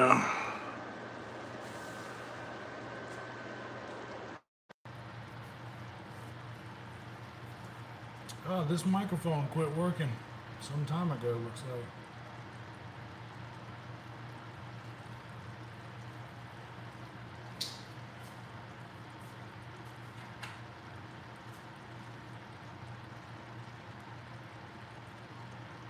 It's saying that it's green.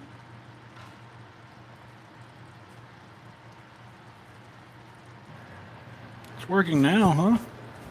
Has it been really low for a minute? Have you guys noticed anything?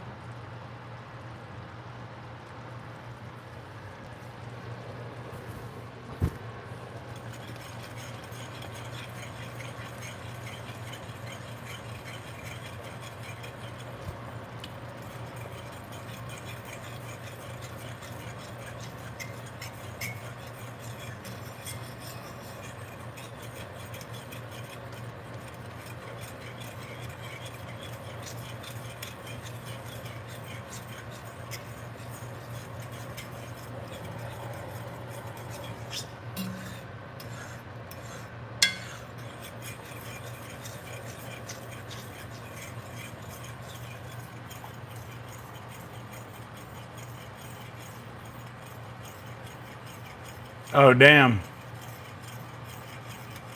Well, that sucks.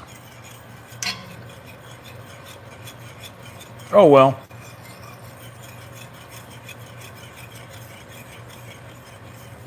Well, now it's on.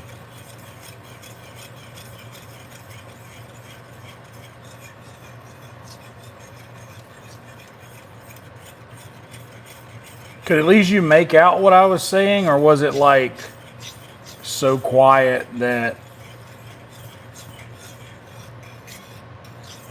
it was like impossible to hear?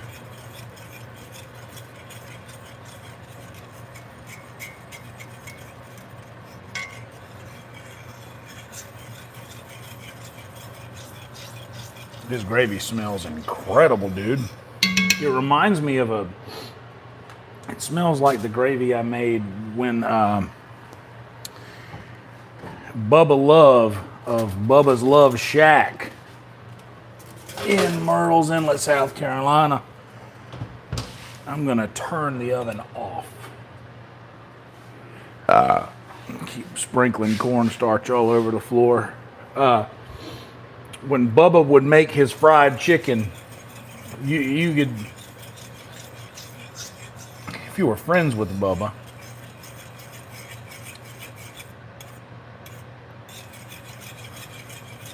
you could get him, you could take him, pick him up, take him to Piggly Wiggly, give him however much money it costs to get a big thing of chicken,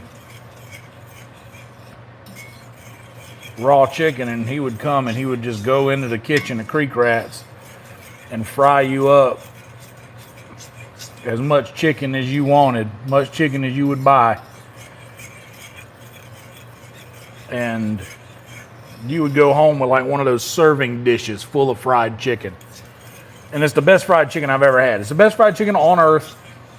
I don't care how good the stuff your family member makes. My friend Bubba Love would make something better. Okay. A little juice from the chicken. Not all of the juice, but just a little bit.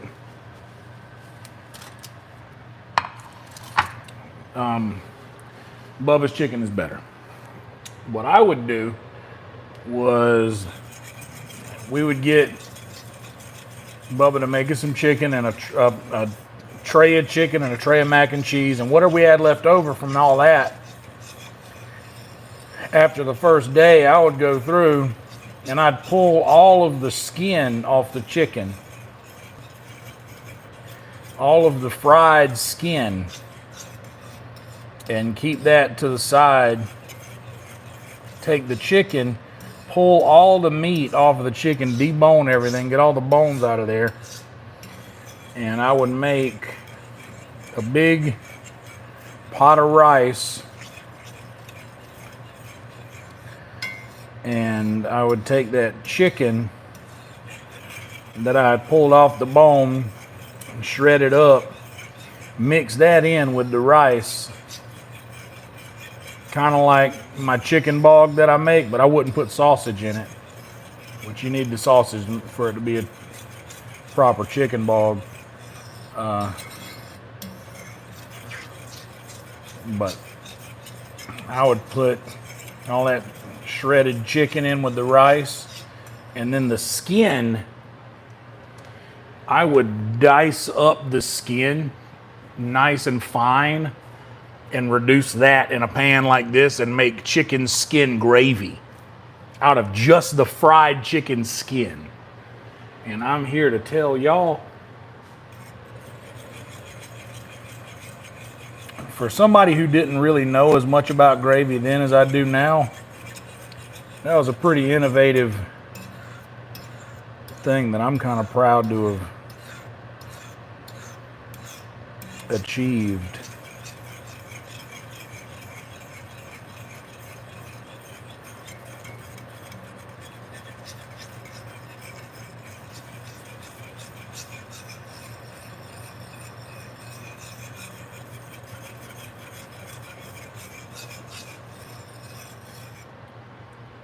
Yes, the stuffing is covered now in the oven. The oven is off, but there was still a lot of heat in there.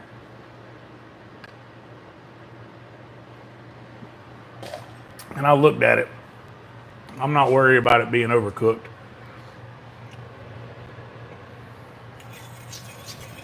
Or drying out, because I'm going to put the gravy on it. So I'm not worried about any of that.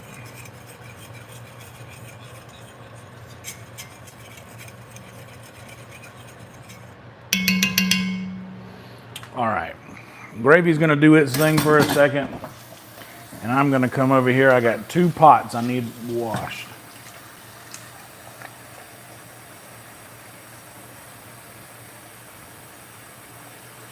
And you guys can keep an eye on how much, or how little rather, time this takes to do.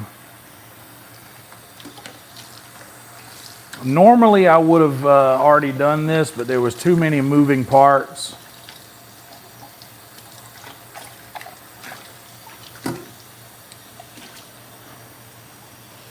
And things didn't go as smoothly as I would have liked them to with this dish. And that's okay. It doesn't go like you think it's gonna every time. And that's why I think it's more important to know how to adapt to something when it goes wrong rather than just knowing how to do it right. Like, you make a mistake a couple times and, then if you're not an absolute insane person, usually that's all the time it takes for you to make it, once or twice. That old fool me once thing. Like, it's pretty easy to learn from a mistake, but I've forgotten to cover the stuffing before. So, obviously didn't learn that lesson. The gravy is thickening up as the temperature drops in it.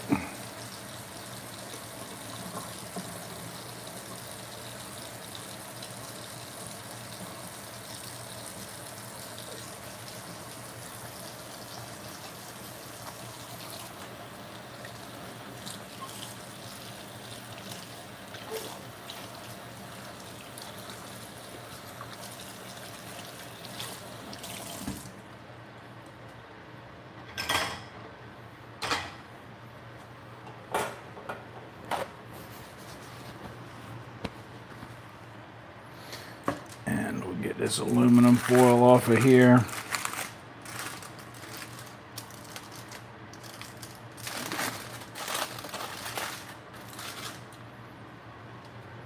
And there's a good bit that got through to the other side. I'll stir the gravy in a second. Hold on, y'all.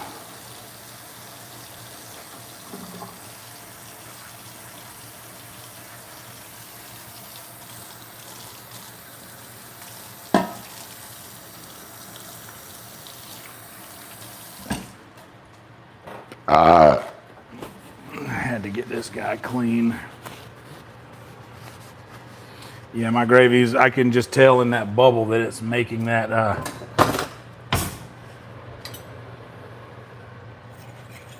see that film there?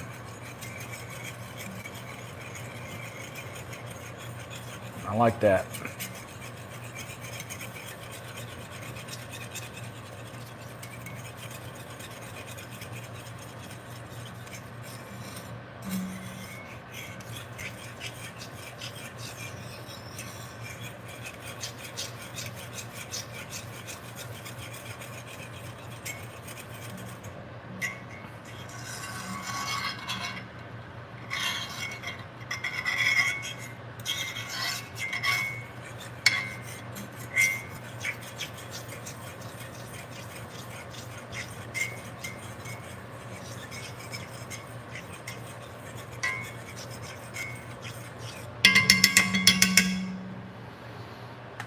All right. I think that'll be that.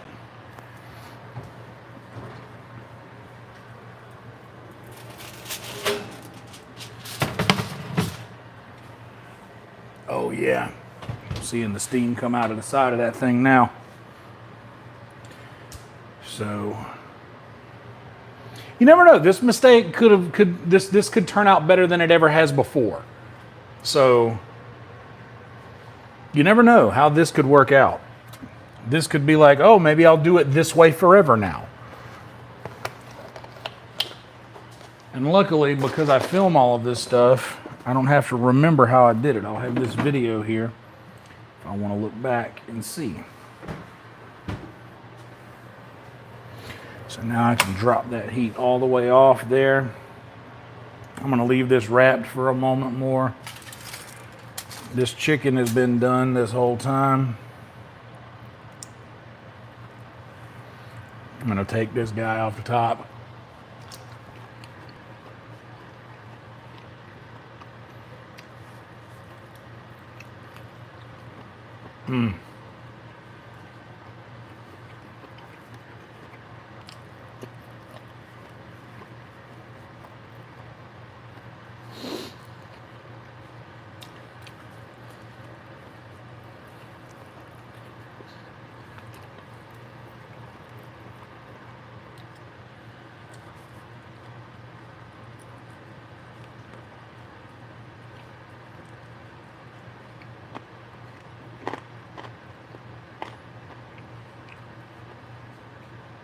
Mm-hmm.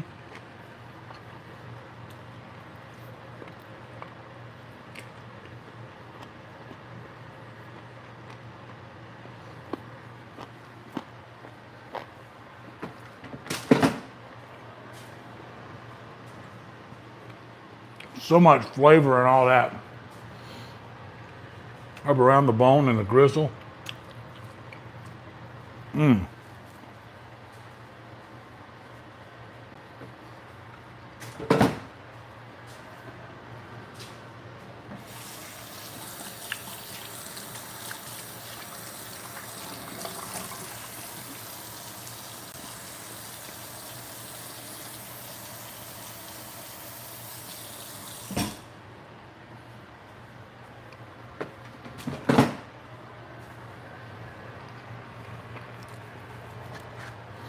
Meat thermometer we're good on.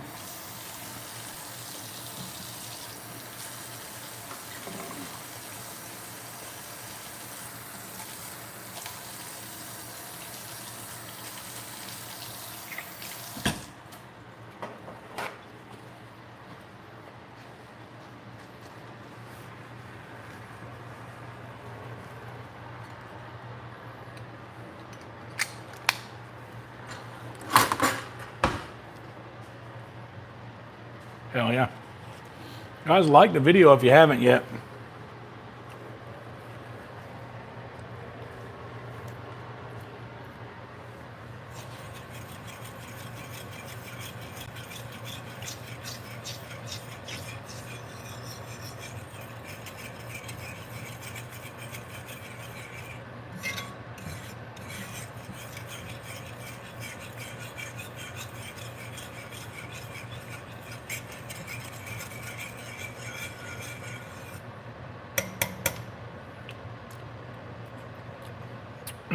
Lord.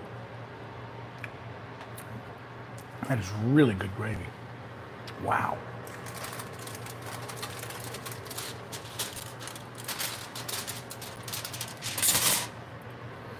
And that guy, let's see if we can hear. Okay. Now,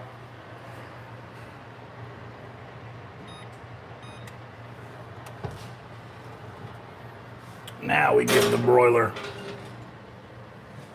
a second run at that.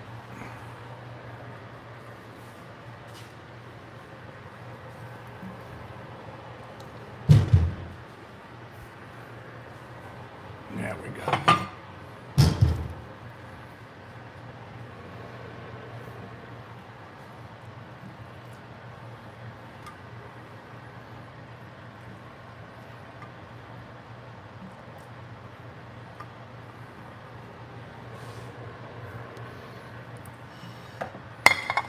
There it is.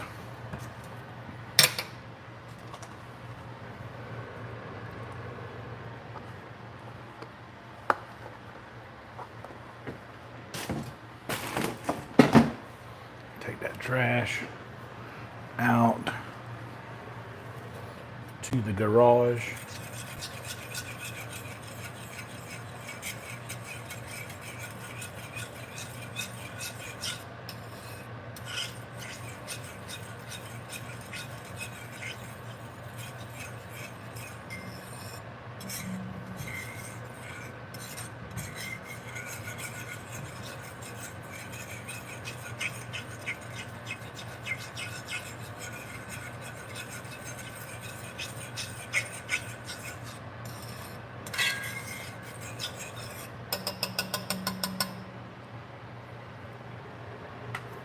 Okay. Since I'm done with this butter here that has been put through the wringer, it can go back in here for a later date.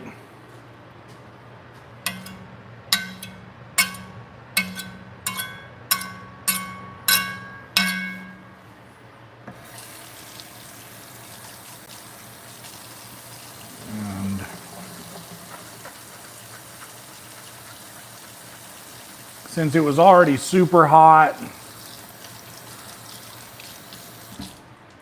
the broil for a second should be just fine. And like I said, the gravy's gonna save it. I've already confirmed the gravy is delicious, so.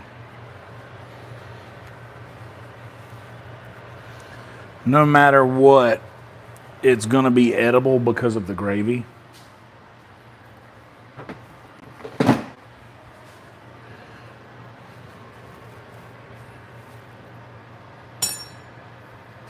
So as of right now, 2 plates, 1 item of cookware. That's all we have dirty right now. Everything else is just utensils. 1 glass. I can go in and get that now.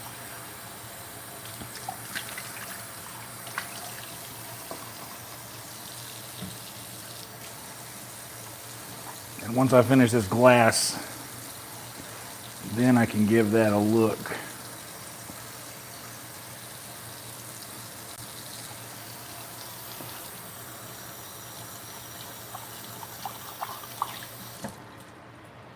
Surely at 400 degrees, it was already plenty done. Just needed a little more.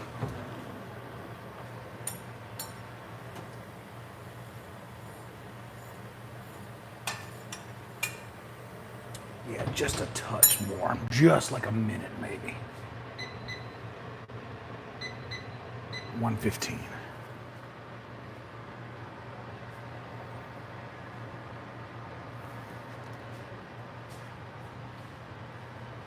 Yeah, you want the crisp on top. It needs to have that.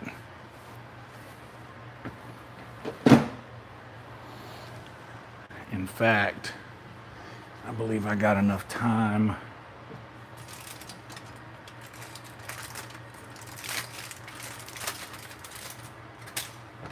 Now I'll wait on that trash because I got more that can go out. Holler.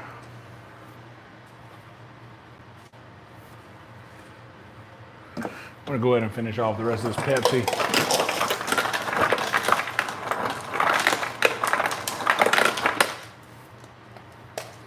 And then we'll switch to tea when the time comes.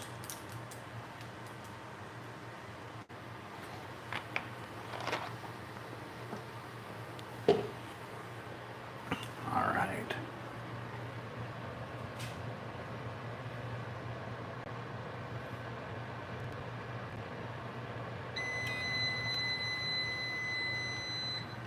Well,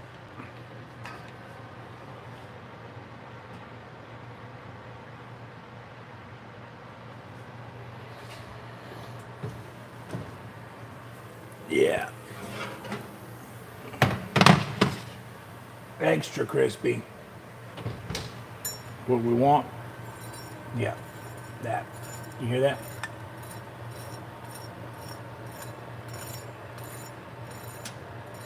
That's what I want. Perfect. Nice. So here's what we got. Chickens are done. I'm gonna eat these first. Gravy's good. And that nice.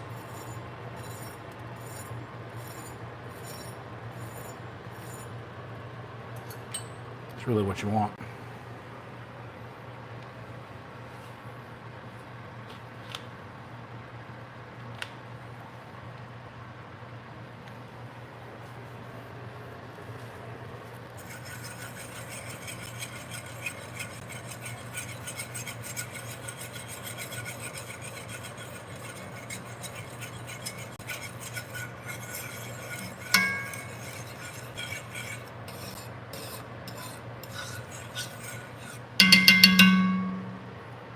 Like, dude, this gravy though.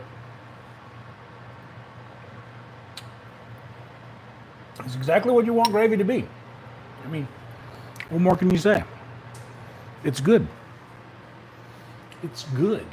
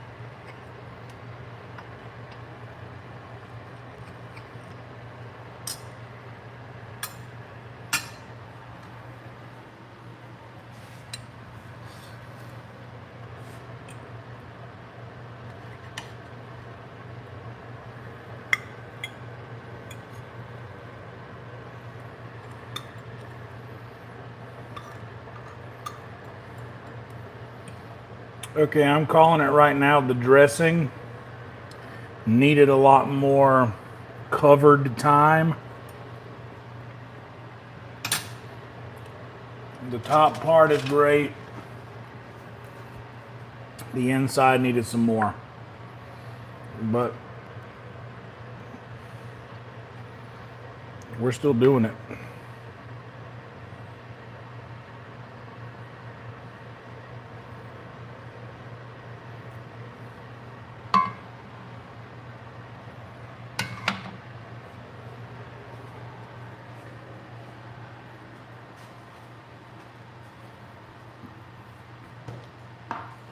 This is my plate.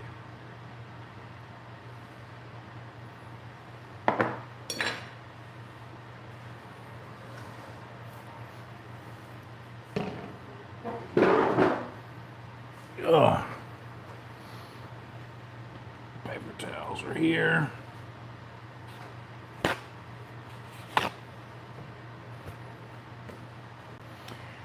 All right. I know the chicken's good. Already confirmed that. I know the gravy's good. Let's start with the most questionable. The stuffing. I want it to hold. You see it kind of falling apart there.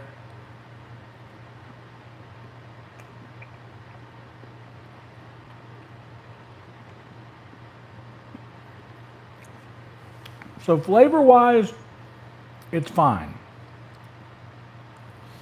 And it's done. But I really fucked up by not covering it first.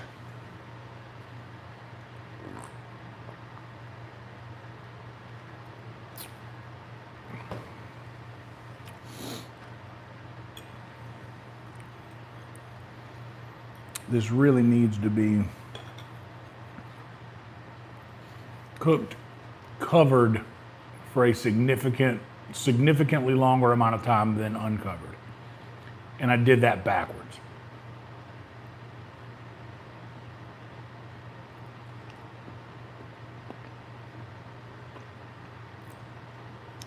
And there's such a disparaging amount of crunch involved. That top layer is awesome though.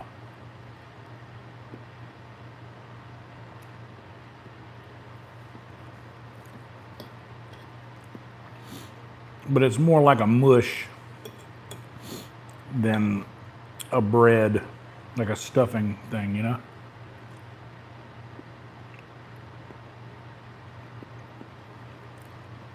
There's no real structure to it.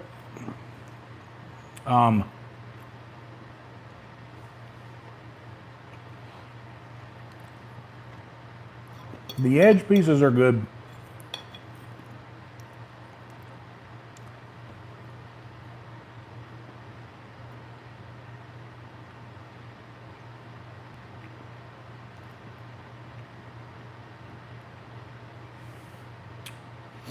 I'm thinking of, I bet I know what I could do is I could take this and put it top side down on some aluminum foil in like the air fryer or something like that and crisp up the bottom part of it. But that would be good. That was a good bite.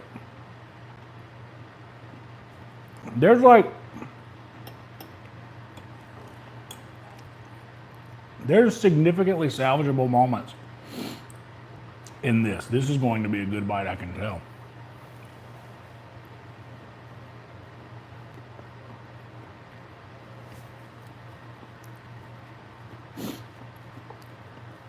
Yeah, dude.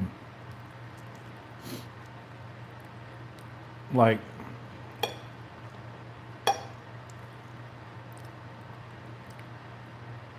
for the most part,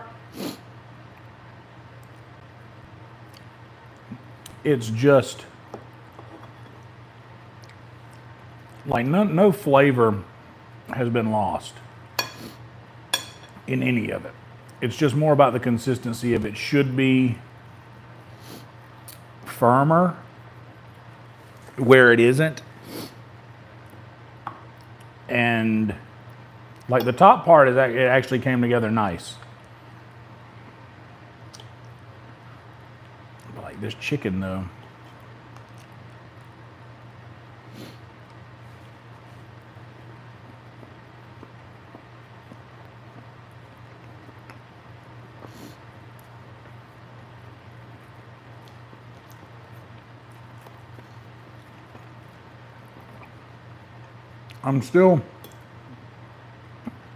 I wanted to do this and at the end of the cook think, okay, yeah, I see why people do bone-in skin and skin, but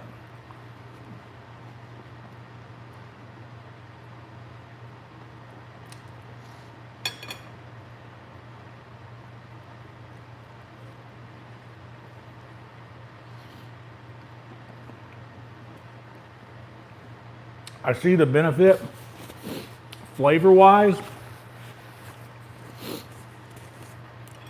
especially with the skin. I saved this last bite and all of this skin for this specific bite right here.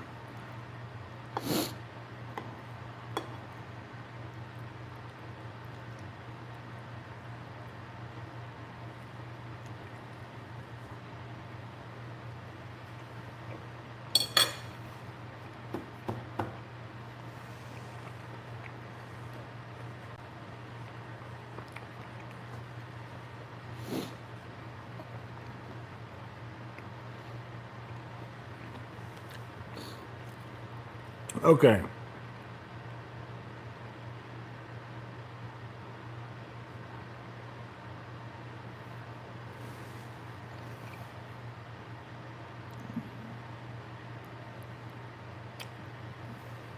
Other than the little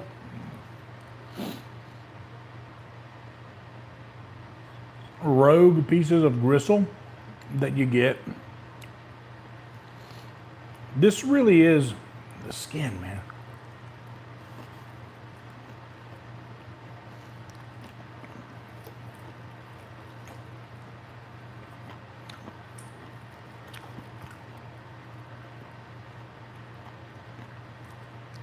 Hold on a minute before I finish this thought. Let me just.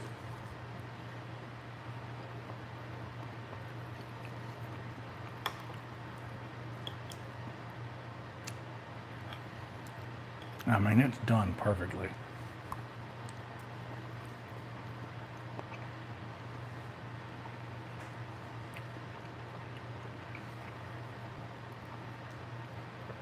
I think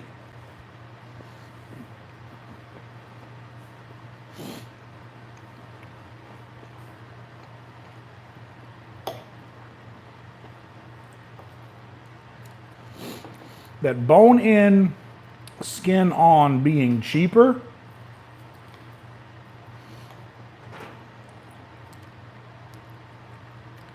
definitely has more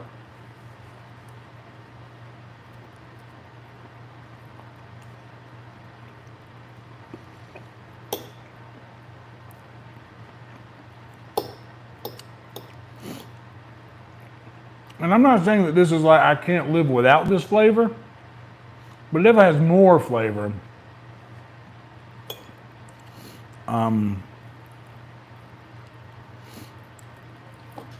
Like, it's not significantly more. And I am more comfortable with the boneless, skinless variety of this, but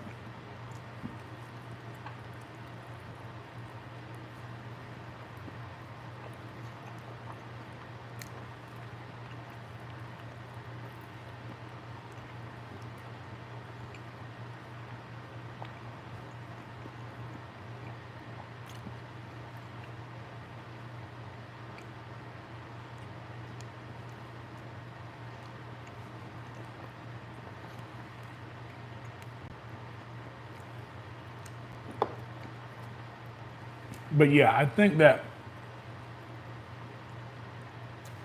I could continue on the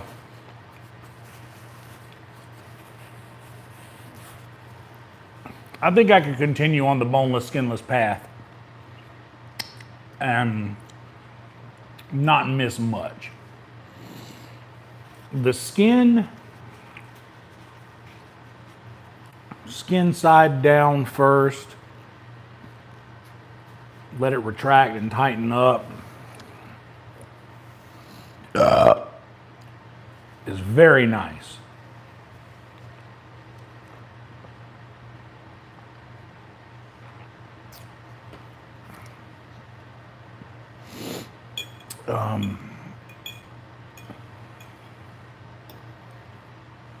Let me take a bite that doesn't have of this dressing. It doesn't have no integrity at all.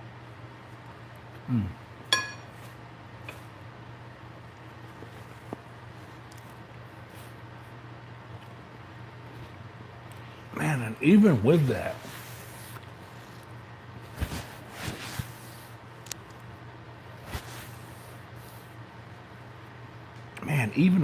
it's still good.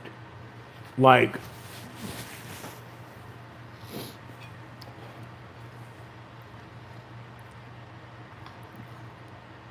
and it's a little bit more structural now that it's sat for a minute. It wasn't as hot because I cut it when it was hot. But not a lot of structural integrity to it, which I would like.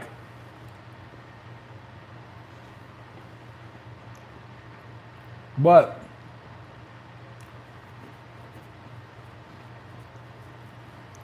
all of these flavors together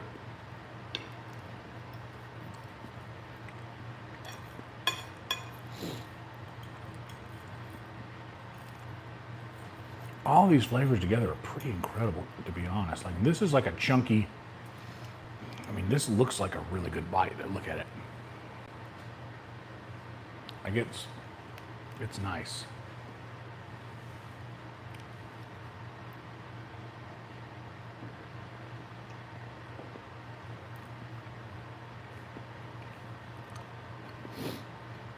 I could see how someone other than me, who doesn't know why it tastes the way that it does, or isn't privy to the mistakes made along the way, I could see how that person would say, this is gross. I don't want to eat this. But none of those reasons would have anything to do with flavor and everything to do with texture. So the stuffing and the gravy, not a home run.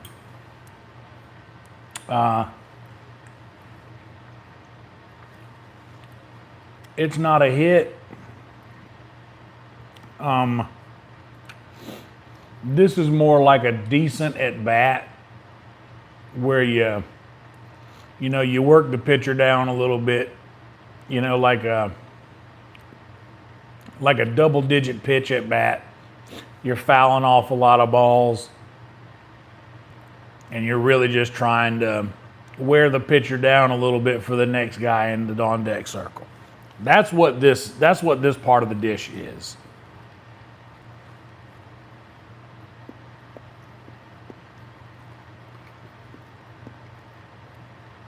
Like,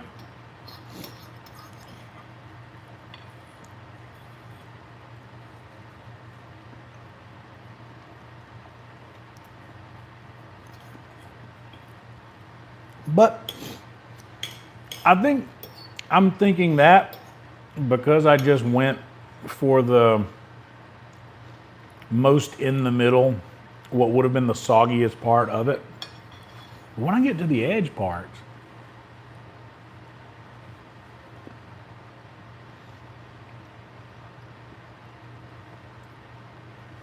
yeah, I still stand by that. Even when I get to the edge parts, it's like,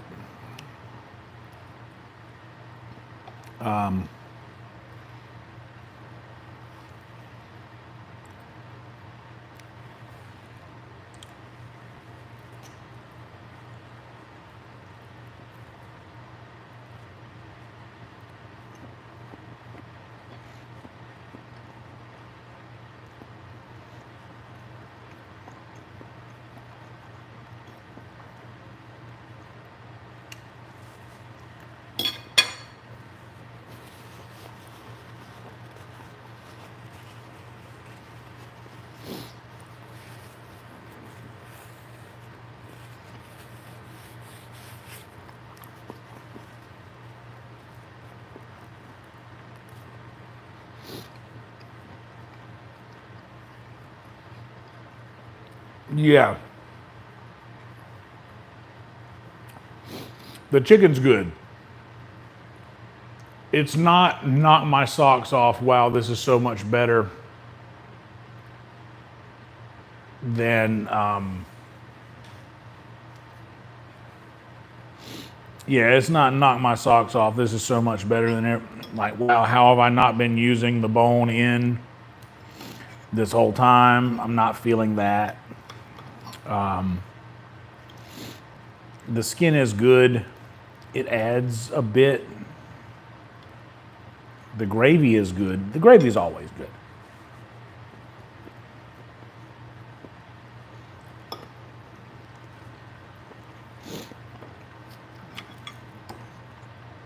We've reached God tier gravy status. Like, that's, I dare say that that pan could make gravy without me.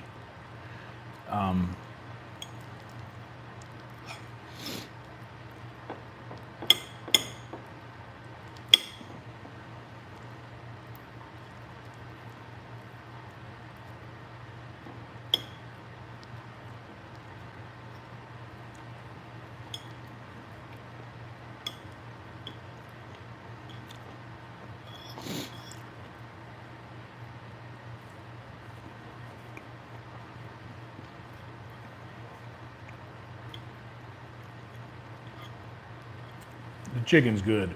But yeah, I don't need the bone.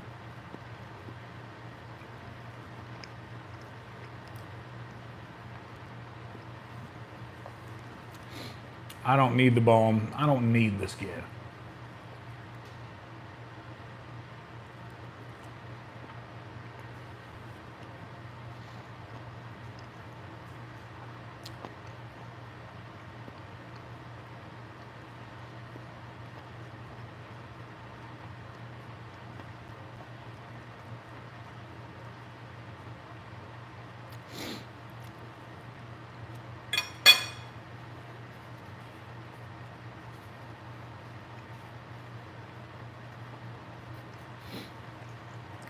I think the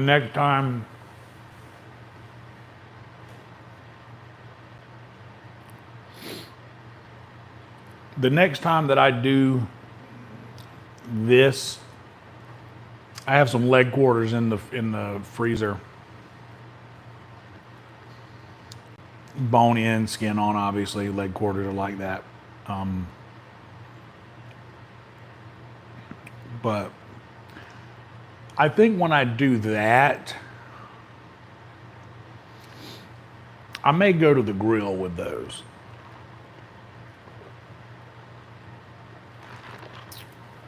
I think that's a good way to. I think something with the bone is probably more of a open flame type situation versus which boneless, skinless would do better up here on the stovetop. I'm gonna try a little bit more of the stuffing after it's had a moment to kind of sit, and yeah, there's a little bit more integrity to it now as well.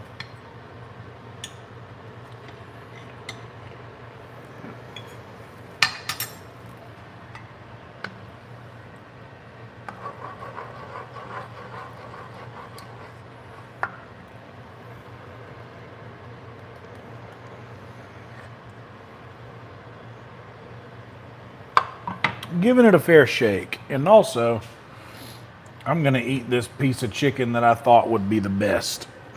I said earlier that one will probably be the best one.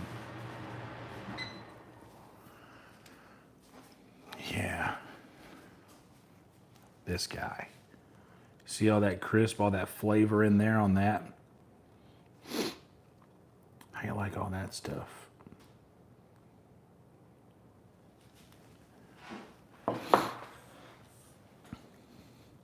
Yeah, I think that that's the move, is the open flame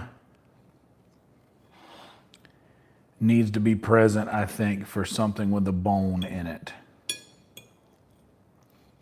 Or at least a smoker. I may hit the Traeger, but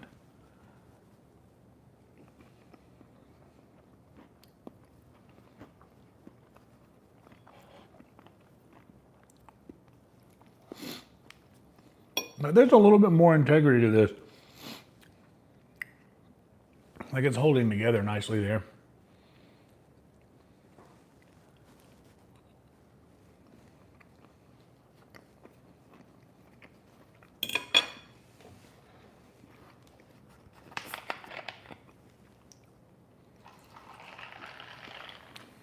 It's really missing that, oh man, I bet I know what will be good,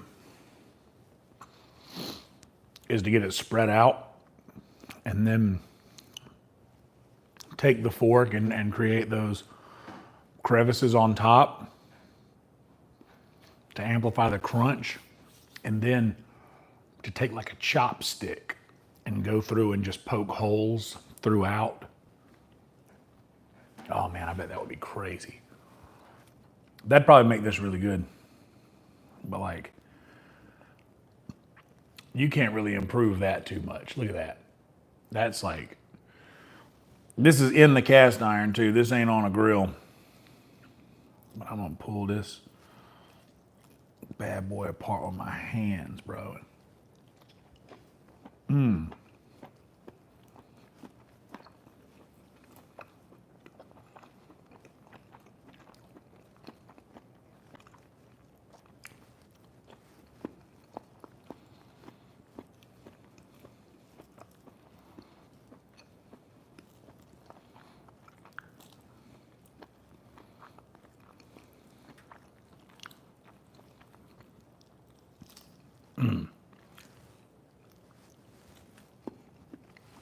Eat like a king.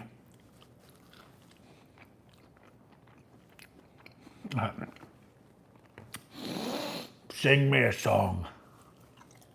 Oh,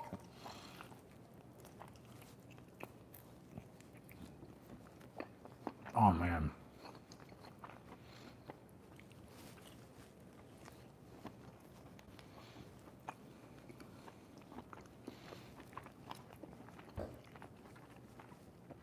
You're only winning with this.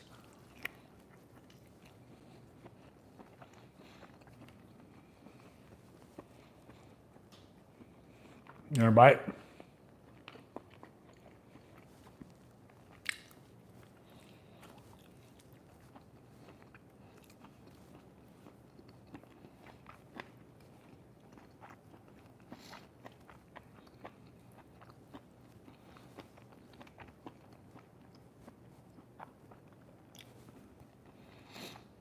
This chicken is so good, and it needs no condiments. I put some gravy on it when I was eating it a minute ago, but doesn't need it.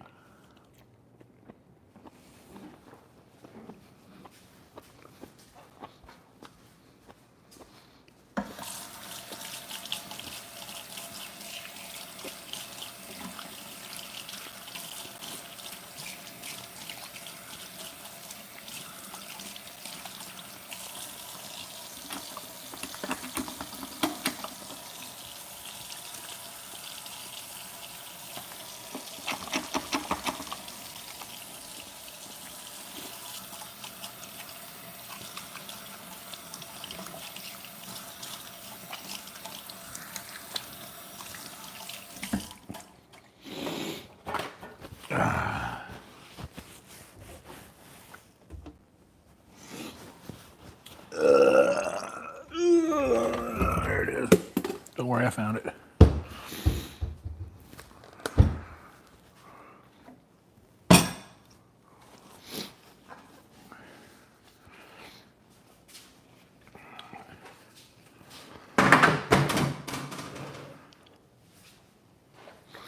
Back to the stuffing.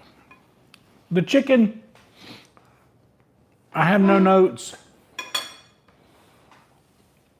It may be, here's the thing. I'm not gonna say something just because a narrative says that I should. But I think the general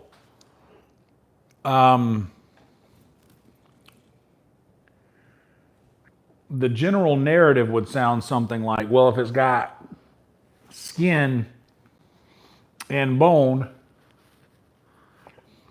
that equals extra flavor, which equates to better. And I'm not excluding the fact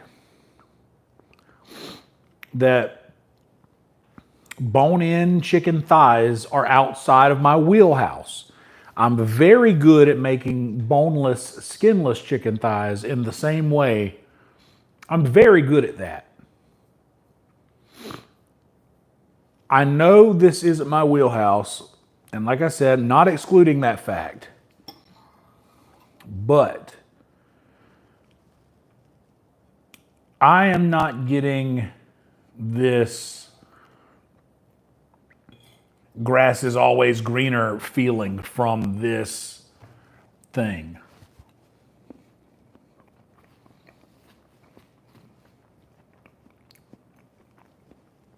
I am disappointed in the stuffing. That was my fault. I made that mistake. But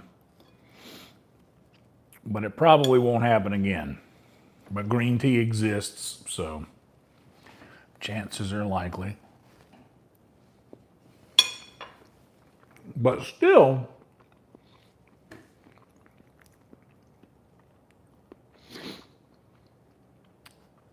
I'm finding goodness in it. I'm finding, like, I'm focusing on the things that are good about it rather than what's bad. The worst part of it is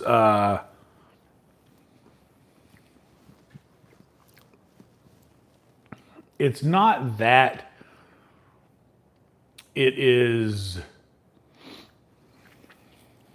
I don't want to say it. It's not that, the worst part about it is how close it is to being really good. That's the worst part of that. I can't think of a cleaner way to say that.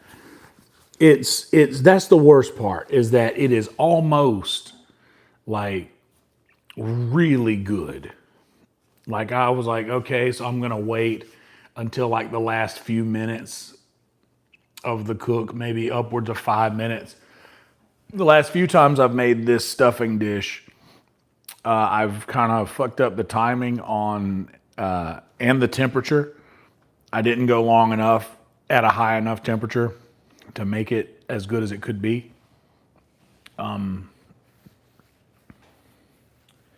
But this time I was like, okay, I'm gonna go, instead of going 350, 375, I'm going 400. And instead of going 25 minutes, I'm just gonna, out of the gate, go 30. Which I think, had I wrapped it and let it go on 400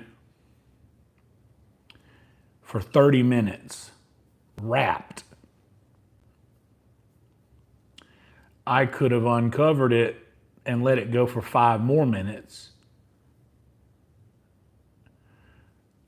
Or maybe less than 5 on the broil to achieve that scrapey, crunchy crust on the top.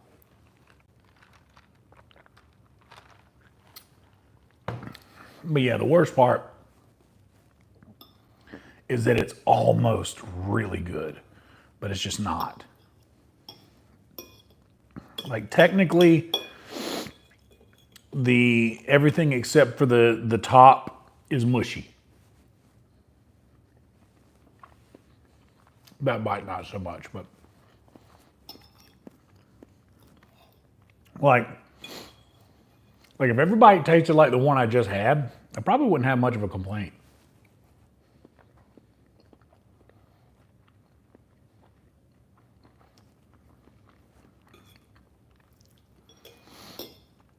Man, is the key to this just letting it sit longer?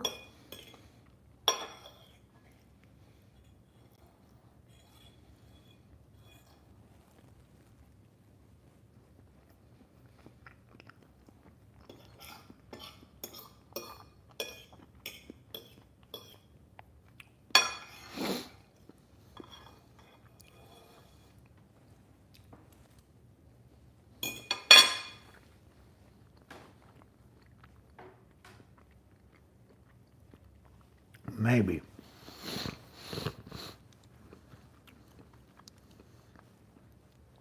That could be it. Maybe it just needs to chill. Like sitting out for a minute and like. Because anytime something's hot, it's obviously going to be more flimsy.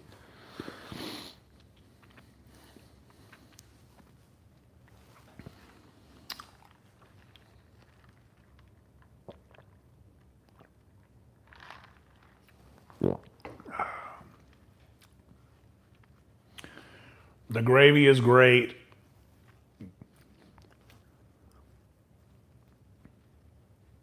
The chicken is great. The gravy is great. The chicken is good. And the stuffing is neither of those things. Well, okay, yeah, the gravy's great. The chicken is fine, or the chicken is good. The stuffing is okay. The stuffing is fine. That's where we're at. None of these things are holy shit, best I've ever had. Yeah, none of these things are like that.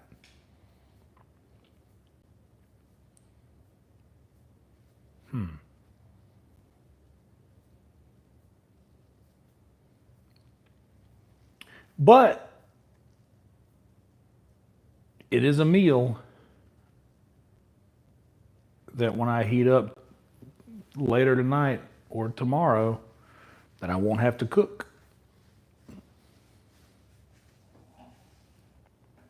So that's nice. But yeah, you know, I'm really not missing the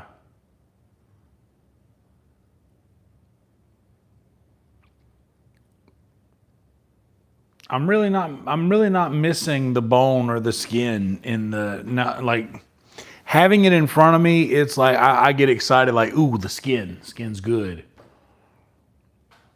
That would be awesome. Hell yeah, Paul, I'll get you a wrench.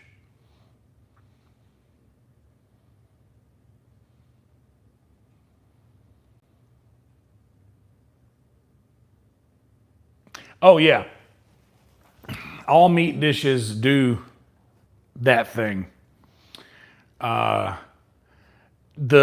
always say that for like a sauce, like a spaghetti sauce. Like a good spaghetti sauce is way better after it spends a night in the fridge, because you know how cooling something makes everything contract and heating something makes everything expand. So in the field of flavor, whenever you cool something in the refrigerator, all the flavors that are in it will just contract together and everything is just smashed together, all of the flavors.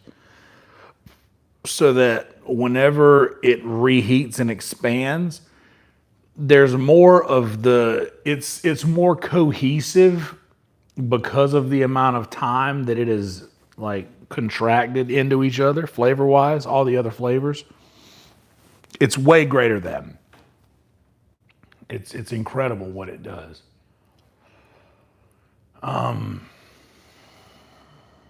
Yeah, let's move this around here a little bit. Let's give you guys a raise.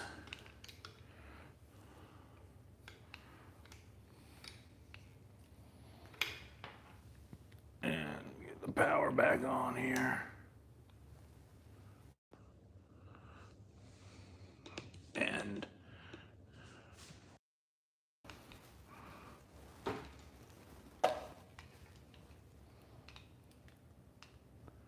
there we go. That's a good shot.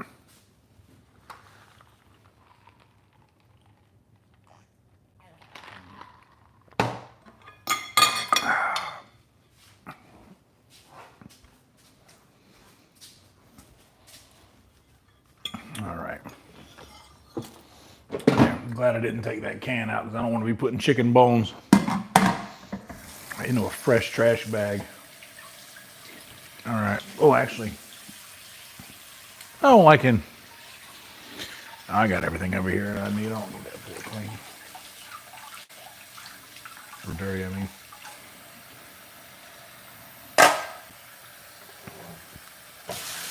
Now, remember that thing I said earlier about you don't want to have to be full You remember when you were in kindergarten and you would eat your lunch, and then after you would eat your lunch, they would give you a little nap time so your little body could digest the food that you were just eating? Your body wants to do that. After it gets done eating, it really wants to digest. It takes a lot of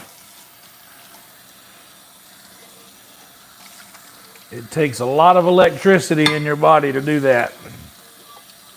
So you don't want to have like a mountain of dishes to come back to once you get done.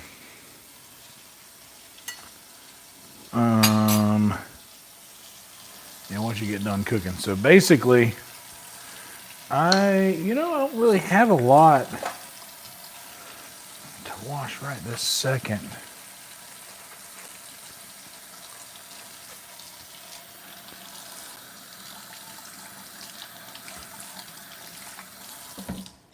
I do need to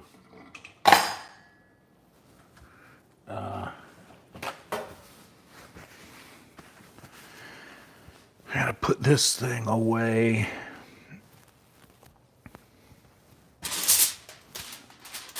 And I can probably do that here. Let's see, where's this guy?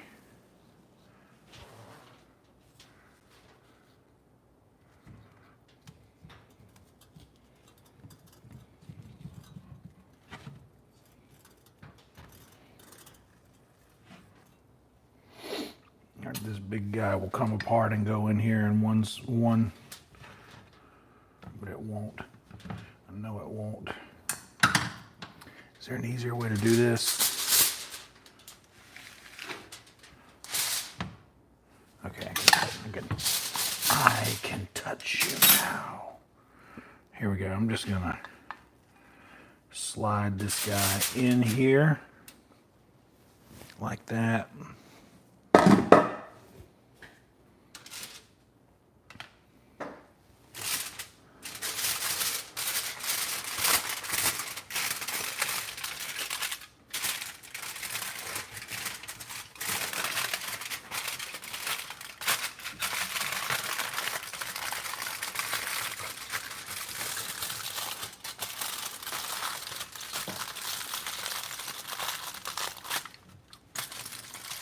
How ironic.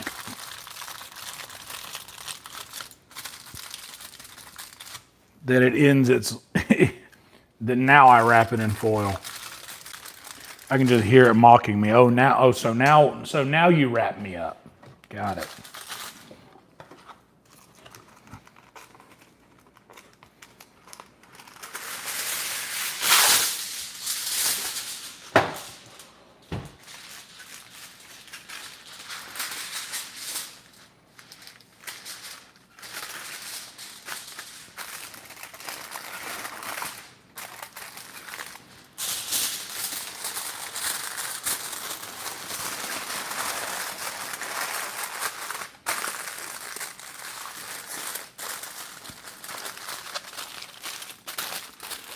Okay, crimp that up. I'm gonna go ahead and put that in the fridge and let it start dropping the temp a bit.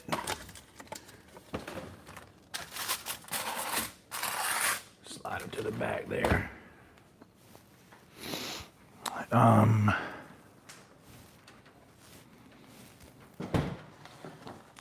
pulled these two things out of the refrigerator that just need to be washed. They've been in there for too long. First, let's get this old granny pan. I don't know where this came from. This is someone's grandmother dish. Like somebody's grandmama's for sure. I'm gonna come in here with a light brush with the scouring pad.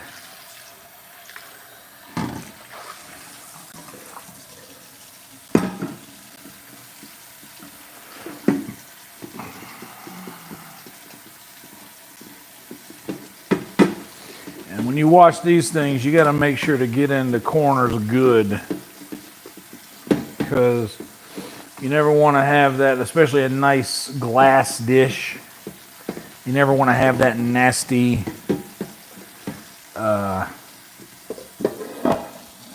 you know, dried on portion of oil or grease or nasty looking.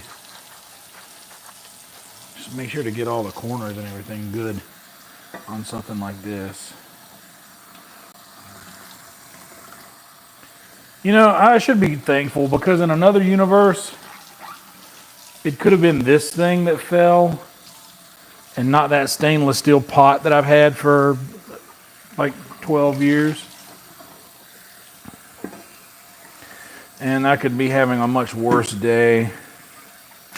So, just be grateful that that's the thing that fell and not this. I am going to sit it in a similar position.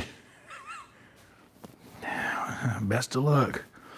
Oh yeah, I actually I gotta hit the head real fast. I'm not gonna take y'all with me for that.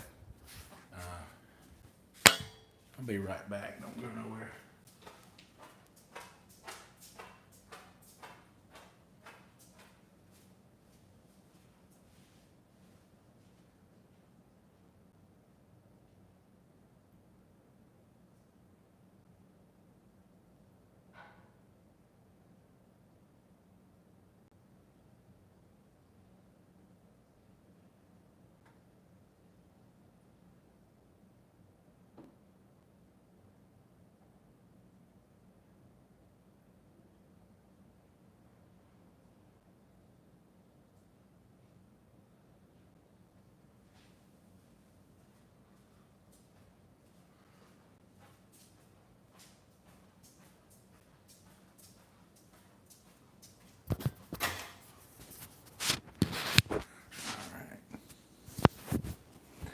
Now,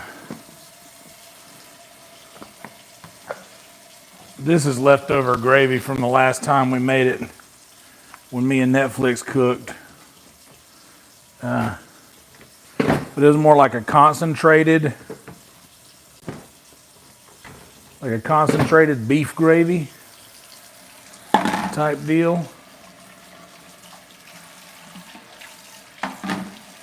But this is the au jus that we made for the sandwiches.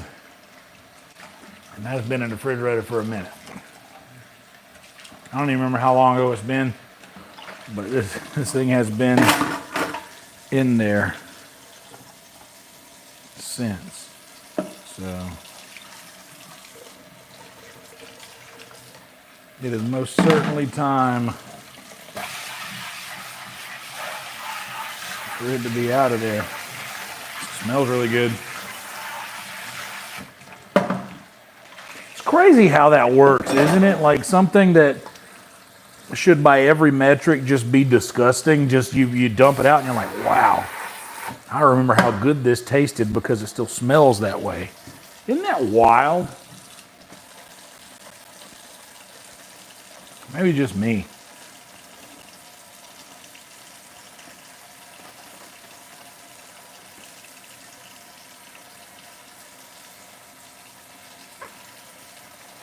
Or maybe it's actually just still good and I just threw away something that is...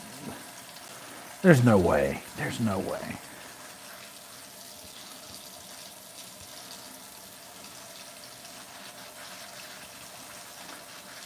These are really good Tupperware too. These Rubbermaid.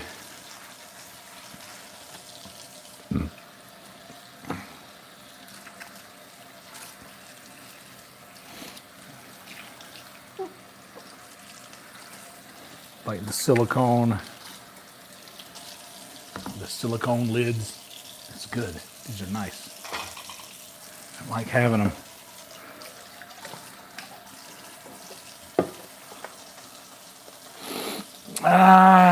What do you guys think? Should we do some college courses in Skyrim?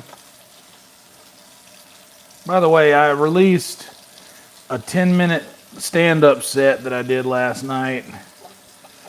Patreon and YouTube members. So if you are a YouTube member or if you're a Patreon patron,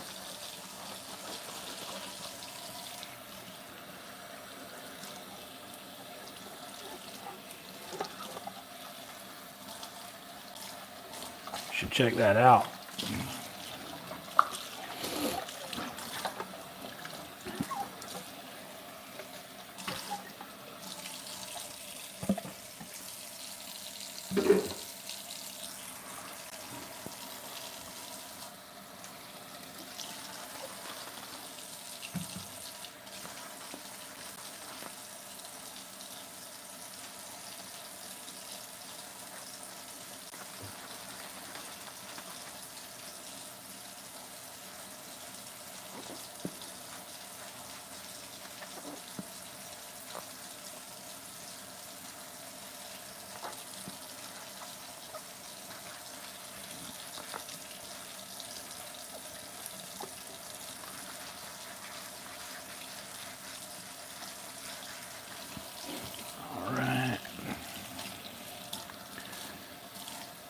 One more of these. I'm probably gonna, the reason I'm washing this stuff that was out of the refrigerator is because I'm probably gonna have to use one of them.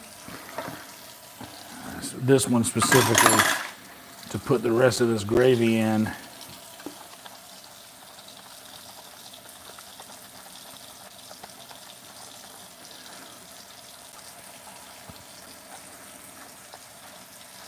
This will end up being a similar situation, I think, to the last gravy, as to where it'll just be very concentrated. So the next time you make it, you'll kind of need to add water to it.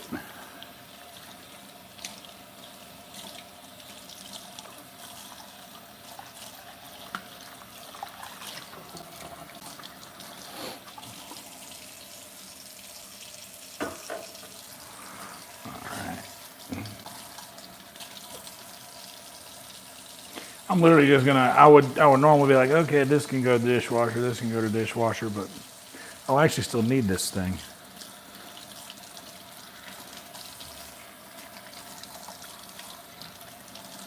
So, I'm not done with that yet anyway. But yeah, I'm not gonna empty the dishwasher yet, I don't feel like it. I need this space clear to empty the dishwasher, and it's not clear, so, okay. For chickens,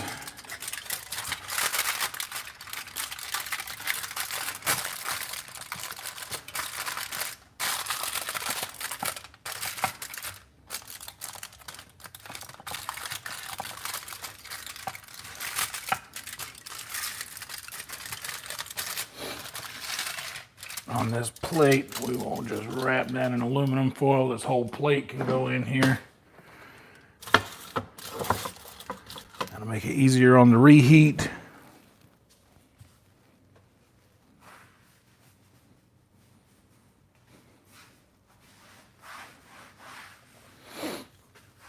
There's so many little plops of cornstarch. If you're wondering, where does all the cornstarch come from? Well, it gets hot here in Texas, and I have an old tried and true family remedy for battling heat and sweat in regions that does not go good for. All right, I'm done with these things.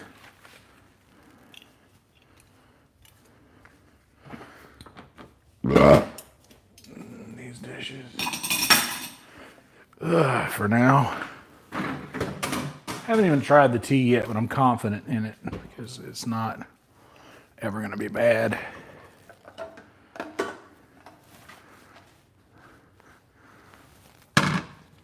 All right, let's get some gravy in this thing.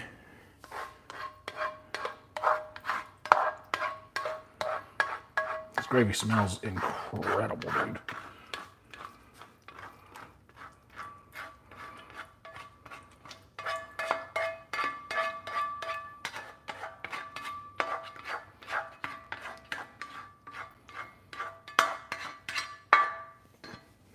all I can get out without this guy.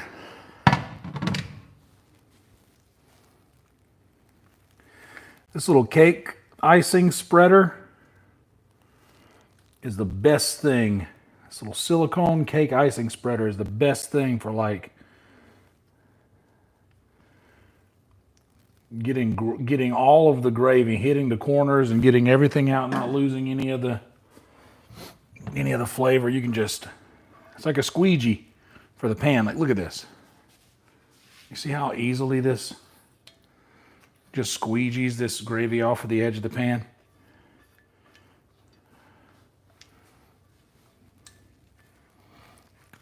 You don't lose any of it that way. Bam. Now there's that.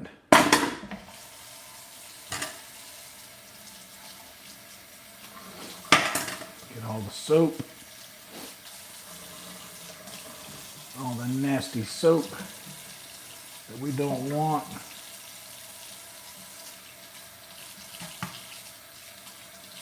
Anywhere on this pan. Get a little water in it.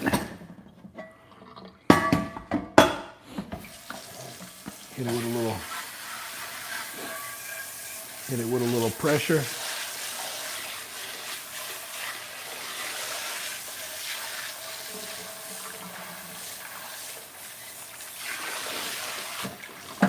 And then make sure there's no any kind of soapy residue in our what do you call this thing? Steel wool. And then you go around, you hit the edges.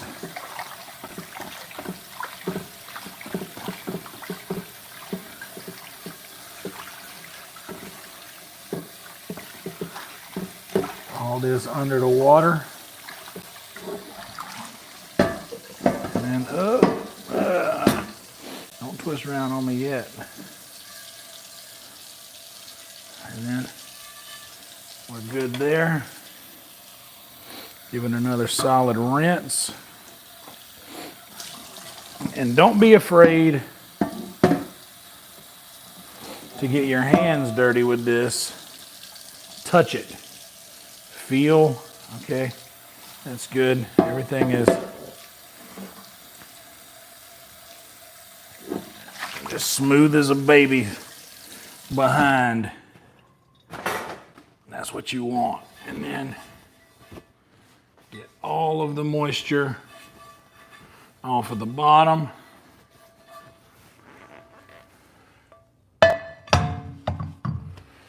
all of the moisture out of it.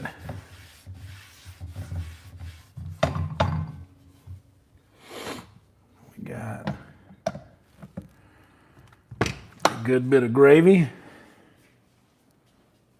You'll see what it looks like. It'll need some liquid. You see how it's kind of like gelatinous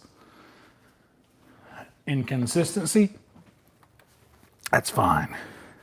We just need a little more.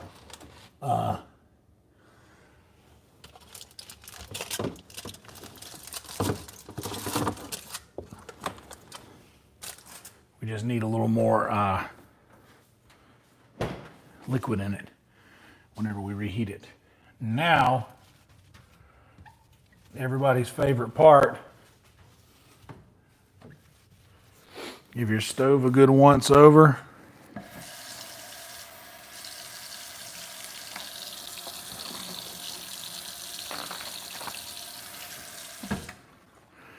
And then you just take the sponge, the soapy sponge. Actually, we can go a little bit more, just a touch more soap. There we go.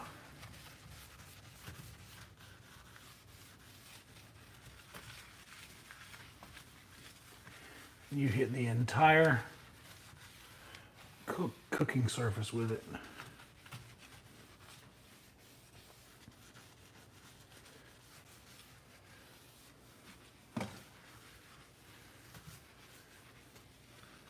And then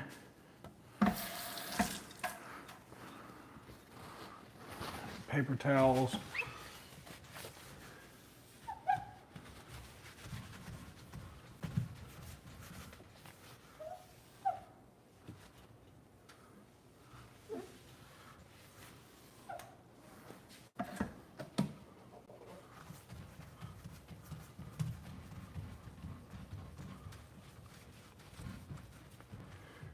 that's that. Now, your stove is cleaner than it was when you started.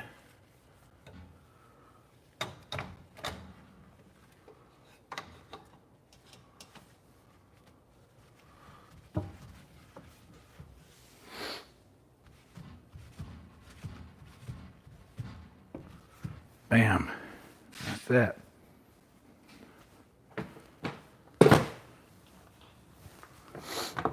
All right. So that's that. The stove is cleaned. Now, something that I do, going back to the very beginning, when we're talking about caring for your cast iron. You see this? Look at how clean that is. Smooth, just like it looked in the beginning, but not seasoned. So we're not seasoning it yet. I'm going back on the eye and I'm putting this on low. As low as it can go while still producing some heat. And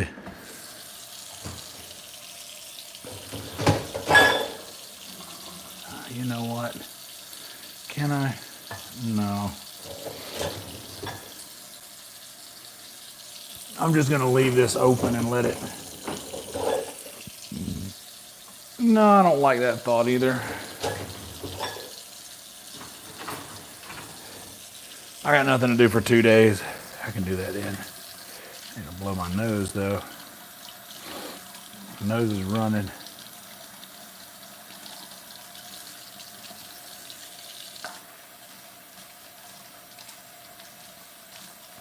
And some people may think, ew, you clean your stove with the same sponge that you wash your dishes with?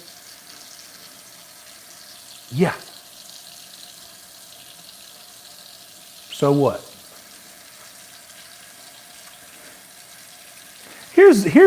I've noticed this. Like, I post these videos elsewhere at times whenever I clip things out. Like outside of YouTube and my social media, like just to see outside people's perspective, like people who don't know me. And I get the craziest things about the metal fork in the cast iron skillet. Like, people think that the same metal that a fork is made out of is strong enough to scrape any sort of cast iron into a dish. People think that that's possible. But also, people don't think like how much dirtier the dish that you used is than the stove. Maybe they're thinking about their stove that has never been cleaned before ever, so they think, ooh, he's cleaning that disgusting thing that's in my kitchen, and then he's cleaning the fork that he eats with. My stove isn't the same as your disgusting stove in your kitchen. My stove is clean. And it's always clean. So long as I cook. But I am very, very good. Like uncharacteristically good at keeping something better than I found it. And I don't think that that sentiment is true in a lot of people's lives and situations. I don't think that that is the same case for a lot of other people. But not me. I think people will plug in their own weird situations like, oh, I haven't cleaned my stove in the 5 years I've lived in this apartment. So when I see him doing that to his stove, I'm thinking about that from the perspective of someone who owns my stove that has not been cleaned in 5 years since I lived in my apartment. But they think like that, and they expect everybody else to have gone through the same things they have gone through. Everybody has this tendency to believe that everybody lives life the same way that they do, and that everybody else adheres to the same laws and things that they do. That's not the case. Which is why, instead of assuming that everyone does things like that, I know that no one does things like this. Which is why I try to be very informative whenever I'm cooking these things or running my kitchen a certain way. I tell people why. There it is, finally. Now I can breathe. But I like to keep letting people know. Like, I understand that not a lot of people do things the way that I do. And I don't expect them to.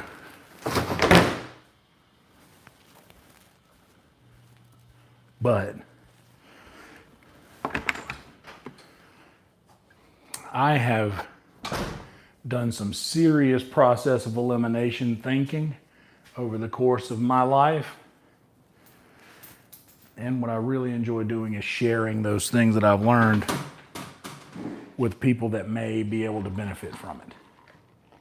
So forgive me for thinking that some of you folks might fall into that category.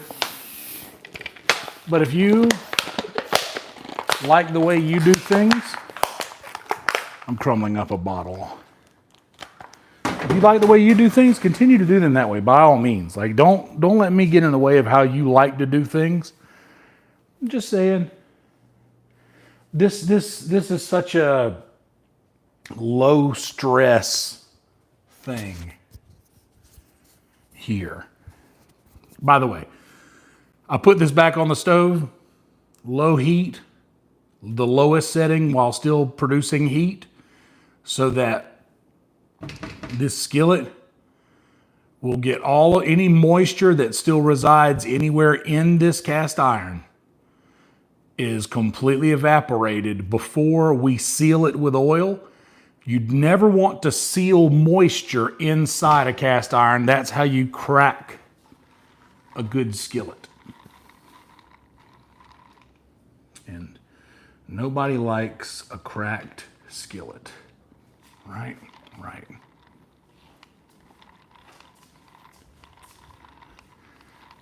All right.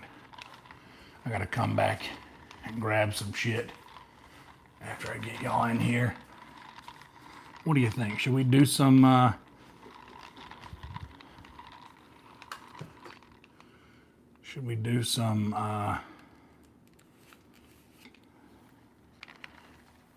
Skyrimming? What do you guys think? Are y'all still down to chill with some Skyrim? Sorry. Here, let me.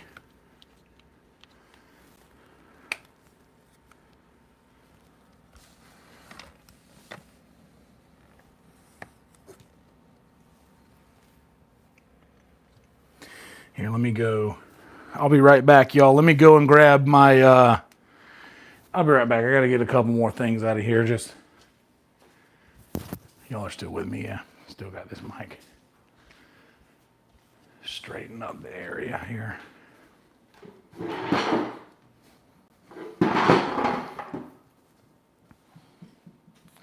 Oh, you know, sorry. I'm gonna keep talking to you guys. But there's one more thing I needed to do is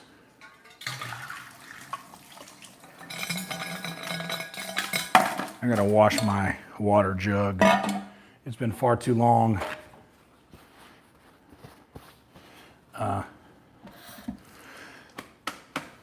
If you guys have yet to like the video yet, please do that. Helps out a bunch. We are going to redirect shortly to a Skyrim stream that's going to go for who knows how long. This is pretty nuts. The amount of folks that are watching the cooking streams. I had really worried that eventually the YouTube algorithm would find me as a fraud of some sort and like, oh, this guy doesn't deserve any of these people watching. We're never going to tell anyone to go watch him again. But then something really cool will happen. Like we'll have a couple hundred people watching me cook and not even do the gaming thing.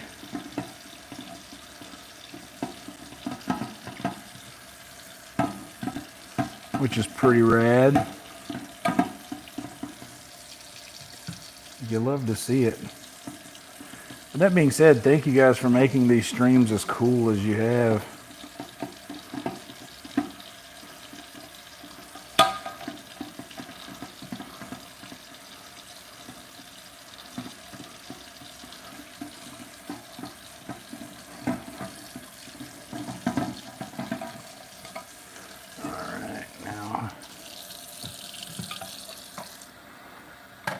I'm almost done, guys, in here. Hold on, I'm just, this water jug here has seen better days, and I'm just trying to give it a little facelift.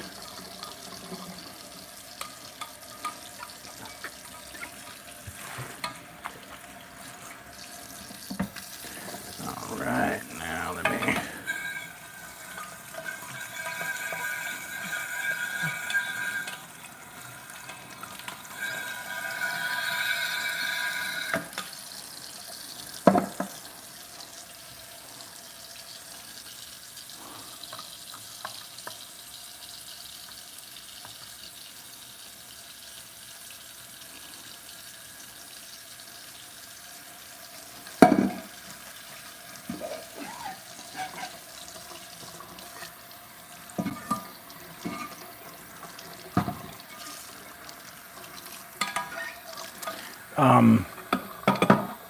Yeah, all right.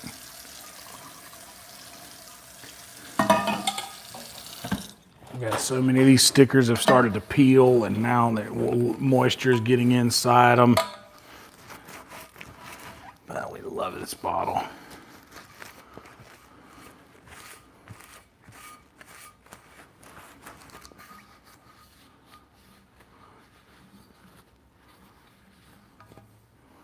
Uh-oh.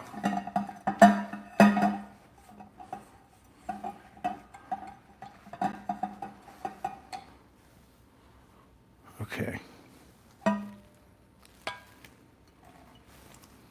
Now,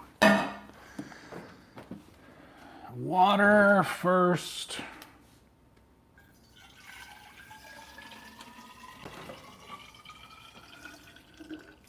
Enough. Now I gotta refill this thing.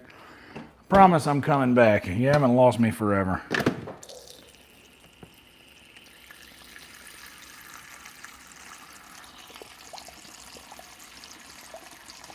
Filter my water twice.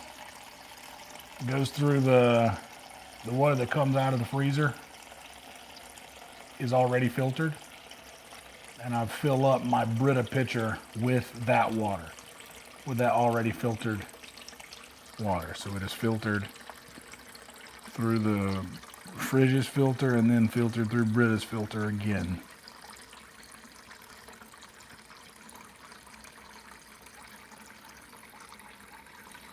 Not for nothing. It's just something that I do, worth noting.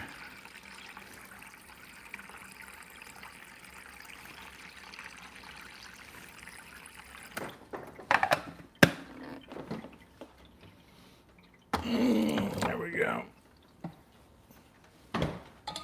And now, actually I need a little bit more water in there.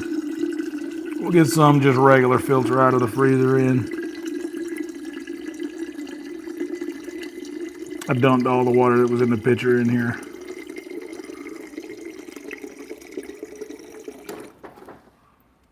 And that's enough. Now ice.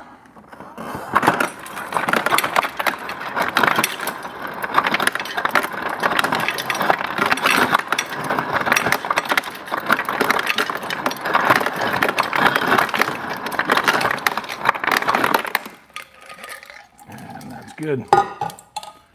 There's that. Here's this.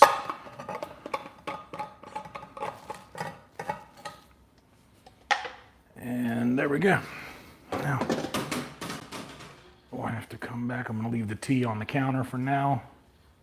I can kill these lights and get what I actually came in here for. These things. Cast iron skillet. What time is it? 2:30.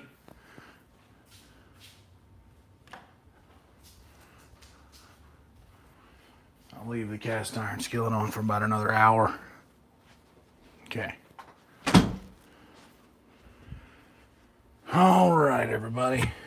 We are back.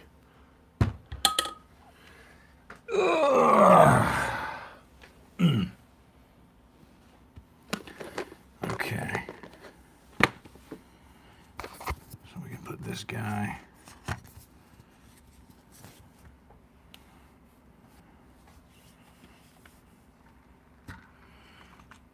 What should we do, guys? Should we do just a regular jump straight into the, here, let's give you guys a better, there we go. Ooh, first I'm gonna leave this here because this is easier to,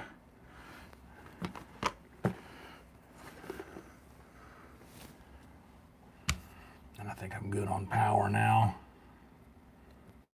Hold everything.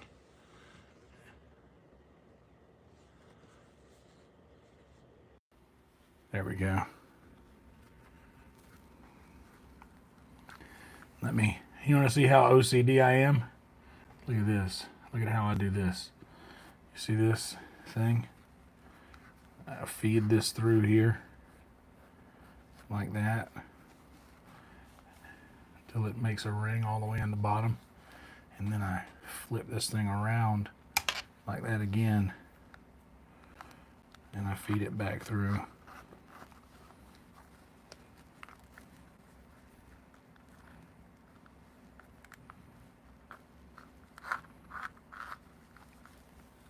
And then it's nice and neat. There, I got the other cord for the other type phone over here. 2 types. Very organized. Very organized fella. My life is like that in a lot of places. Some places not so much, but most places my life is like that. I organize my thoughts in the same way that I do that.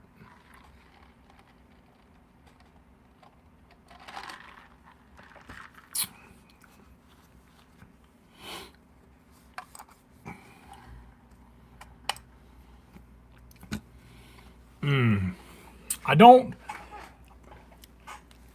By all means, do you, Jason. I don't like to use extra virgin olive oil when I coat my cast iron because it has such a pungent flavor that I don't want more of that flavor. You know, I used to use olive oil, but I stopped and started using like literally just a vegetable or canola oil rather, because the olive oil is such like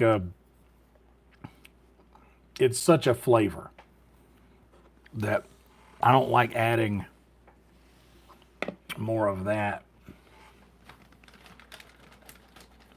What's up, Jade? What's up, everybody else that I've missed along the way?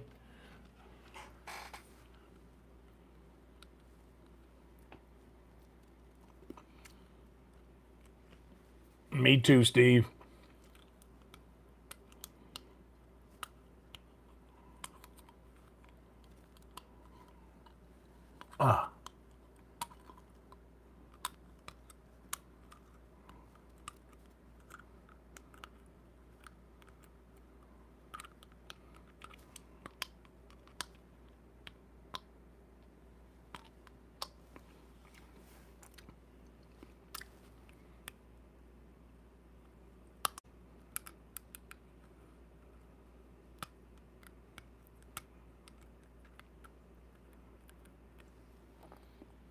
Generally, though, my favorite thing to season it with is Crisco.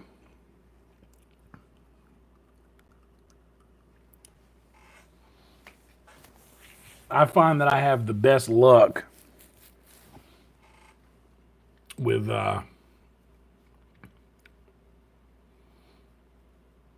seasoning it with like a Crisco or like a canola oil or something like that, which is good. Okay, now let's get a little restream open. Get a title going. Let's get these phones on.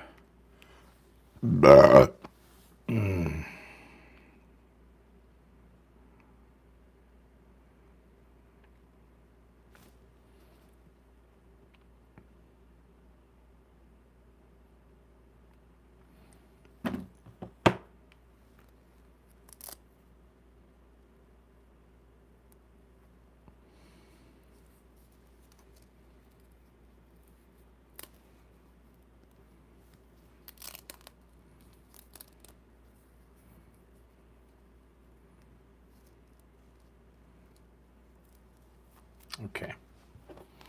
This thing's on.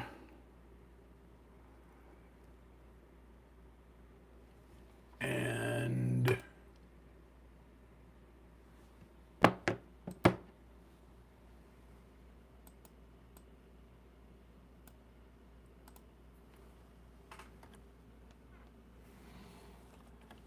part 10 of Skyrim, The Return.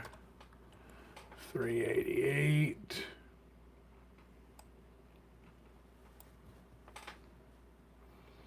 Should we do a cozy wizard today? A cozy wizard goes to college.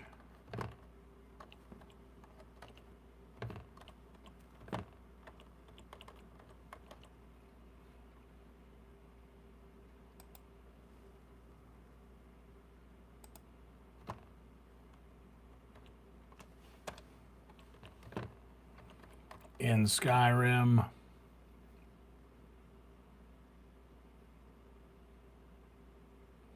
Or An Assassin's Guide to Skyrim.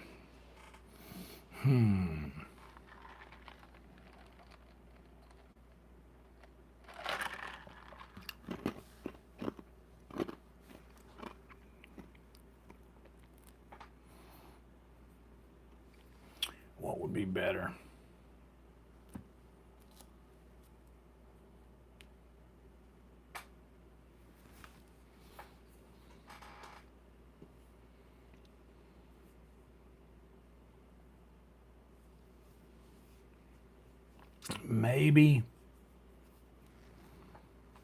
Maybe I could do that.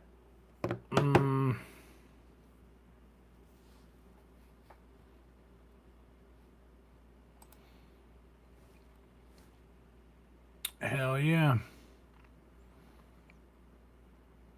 1620. We were at 1620 last night and we lost one somewhere along the way.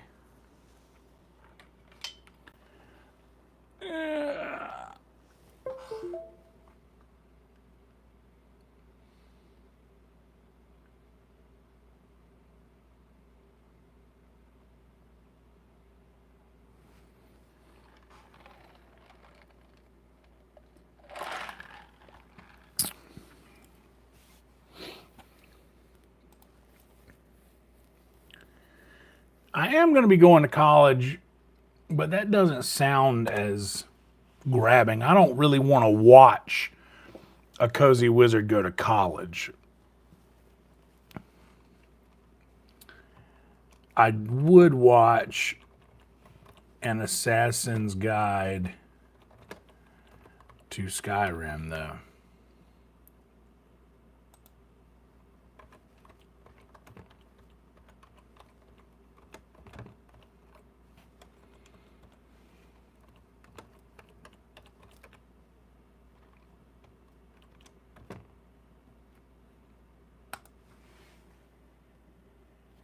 An Assassin's Guide to Skyrim.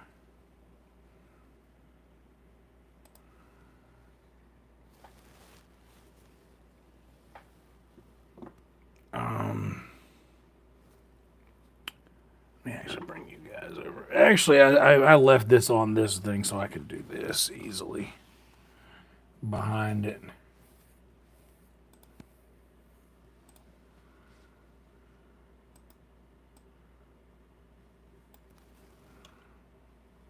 Let's just do an Assassin's Guide to Skyrim. I'm not going to do the robes tonight because... Oh, I need to tighten this up. Oh, no. Yeah, I'm not going to do the robes. Just too much moving parts and transitioning the stream over there.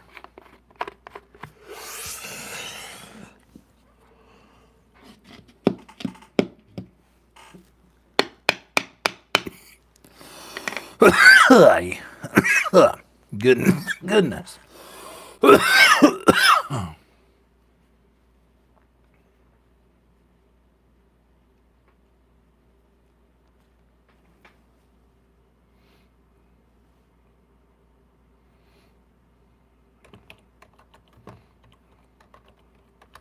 Night questing.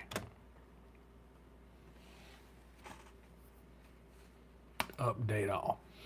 An Assassin's Guide to Skyrim. I think that's a title.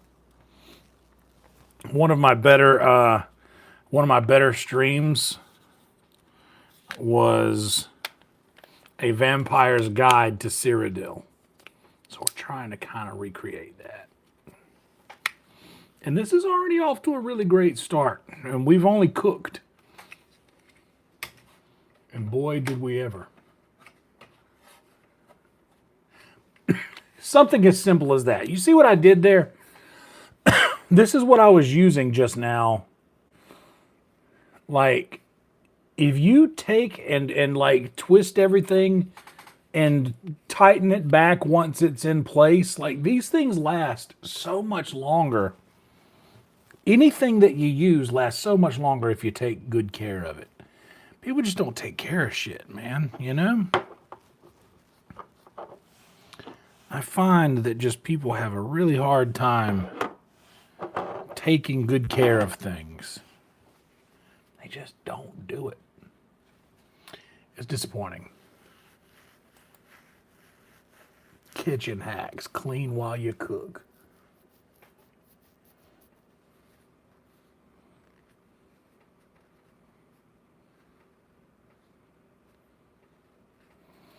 Skyrim assassination. Hell yeah, dude.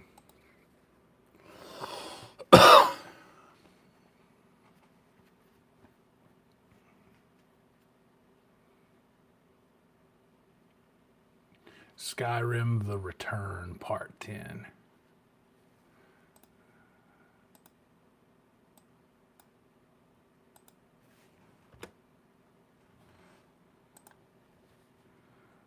Bam.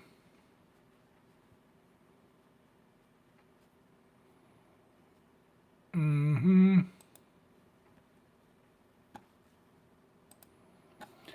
All right, I can close out Movavi. I don't need to save that. I got the whole video saved.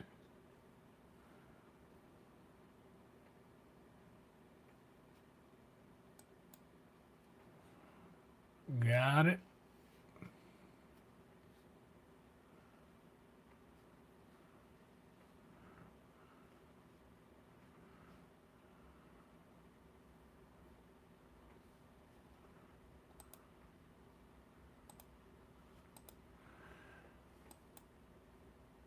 What do you guys think about those thumbnails that I do where I'm like, I'm pretending to take a bite out of a raw package of meat?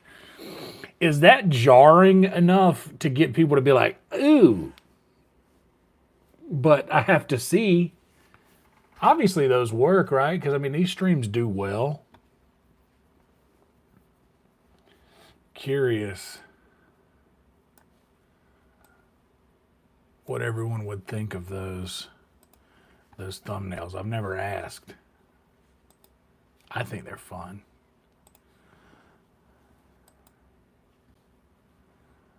Okay. Stage left.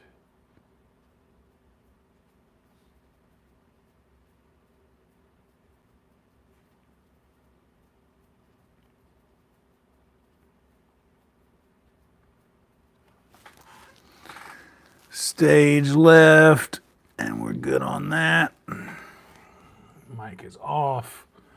We'll turn audio off on desktop audio there. That's good and ready to go. When I flip to scene, everything looks to be in order. Stage right, everything looks to be in order. Bam. All right, so here is how this is going to work.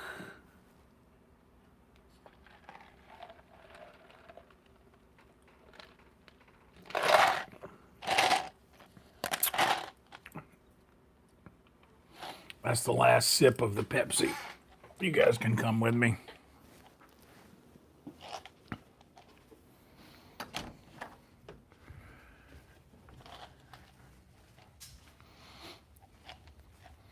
Oh man, dude, here is a part of these streams that you guys usually don't get to experience with me. Whenever I cook something, you guys may not know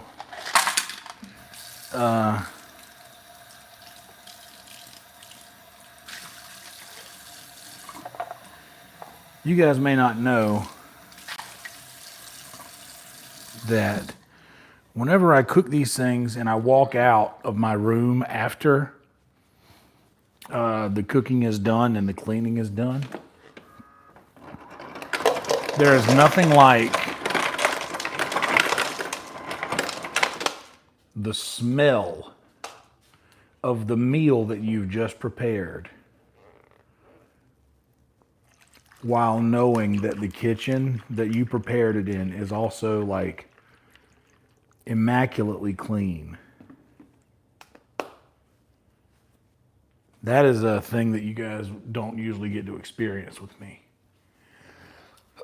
Walking out of my room and just having the smell hit you in the face. Wow. Damn, all right, T. Go off, T.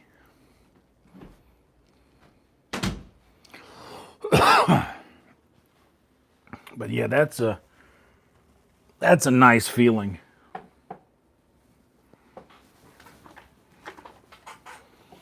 That you guys don't usually get the experience with me. Because I'll get that. One, it smells so good. But two, I know that it smells good, but it is clean. I love that. Okay, let me get this unlocked and ready to go when the time is right. Damn it. I was hoping to get a crack out of that, but I did not. All right. Double check everything. Assassin's Guide to Skyrim.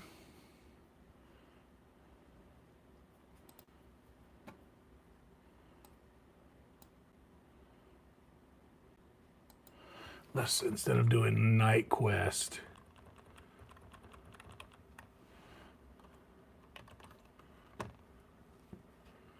let's do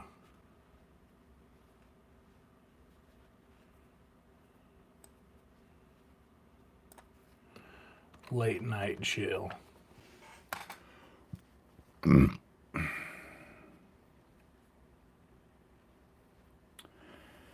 All right. Assassin's Guide to Skyrim, late night chill. Numbers are correct. Everything is saved. That is good. This is good. Channel content. We're ready to go there. So now let's start.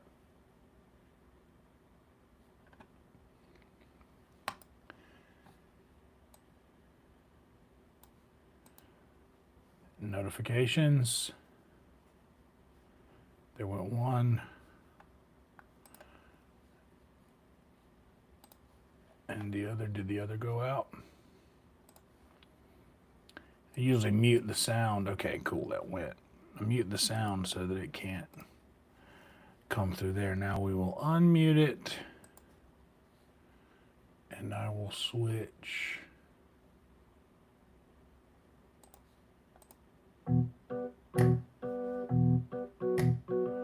Bam.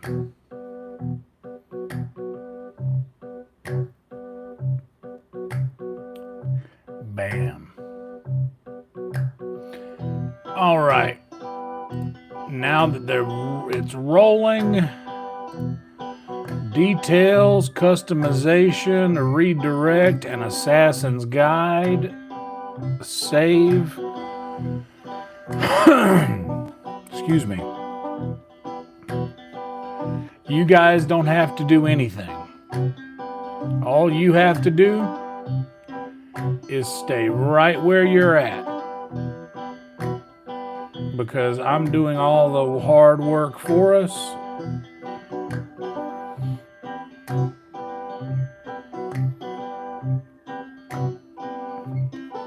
That way you don't have to.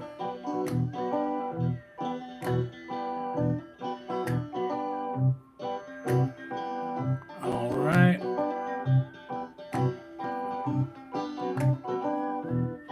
That's right. Gotta hit it just right. A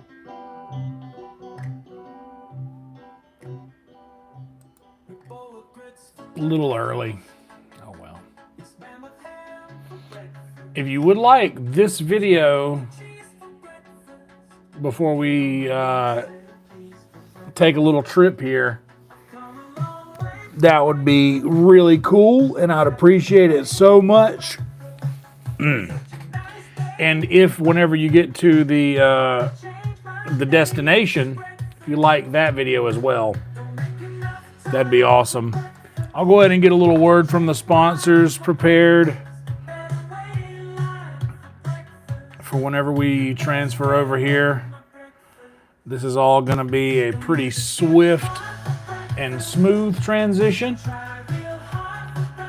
Redirect is working, it's on, it is saved, details, customization, we are good to go.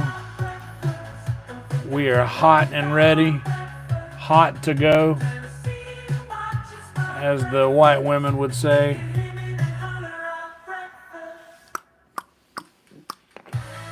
All right, and I think that this will get you guys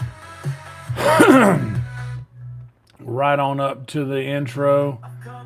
You don't have to do anything. Stay right where you're at. Don't do anything. Don't touch anything. Don't change anything. Just stay right where you're at. Hell yeah, Rhino. Oh, Rhino's actually on the different video. All right, roll tide.